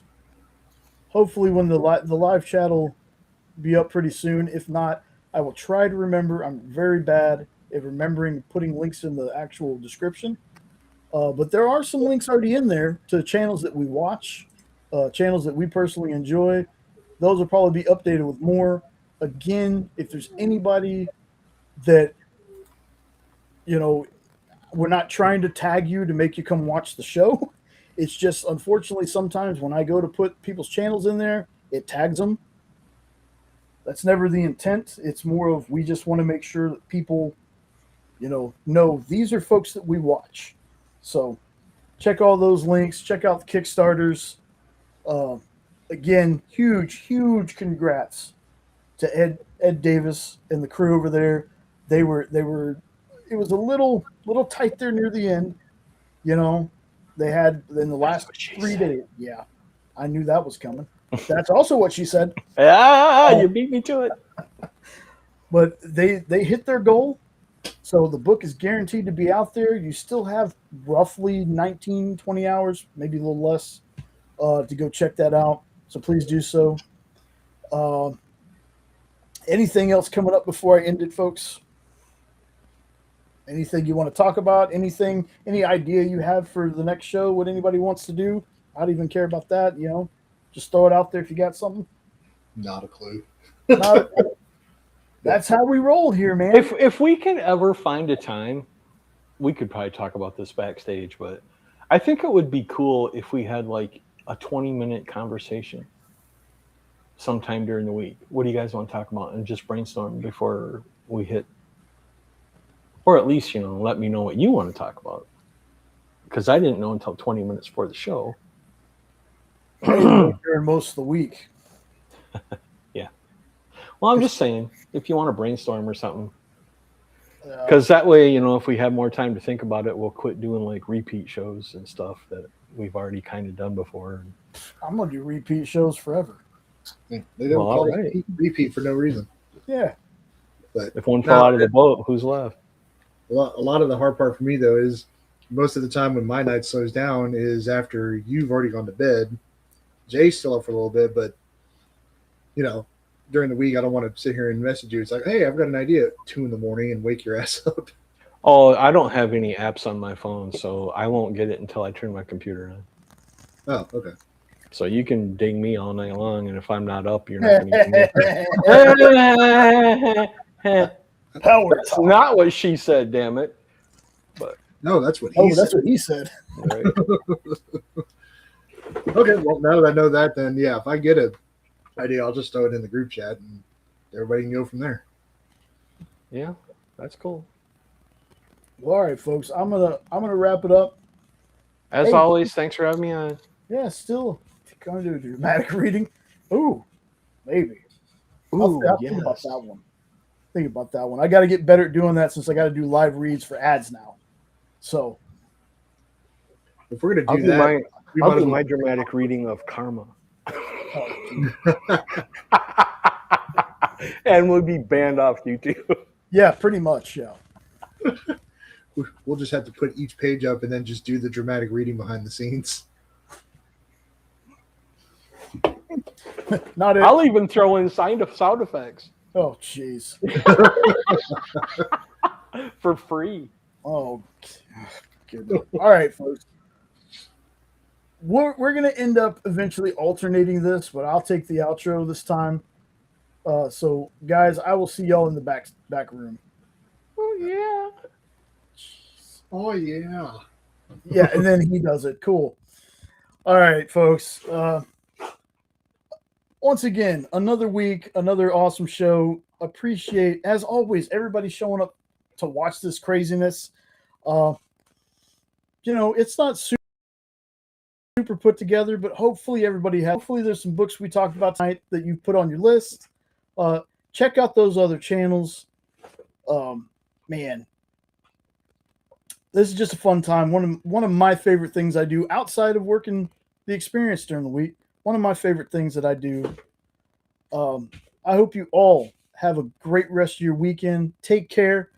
I'll see you during the week, and I will see you here next Saturday, 8 Eastern, 7 Central, for another Hydra Hangout. Folks, take care. Later.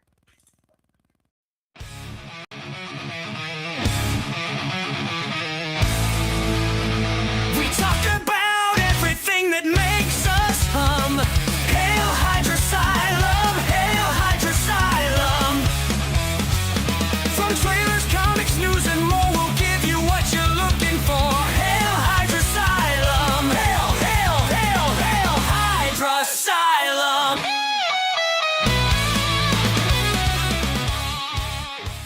Hydra.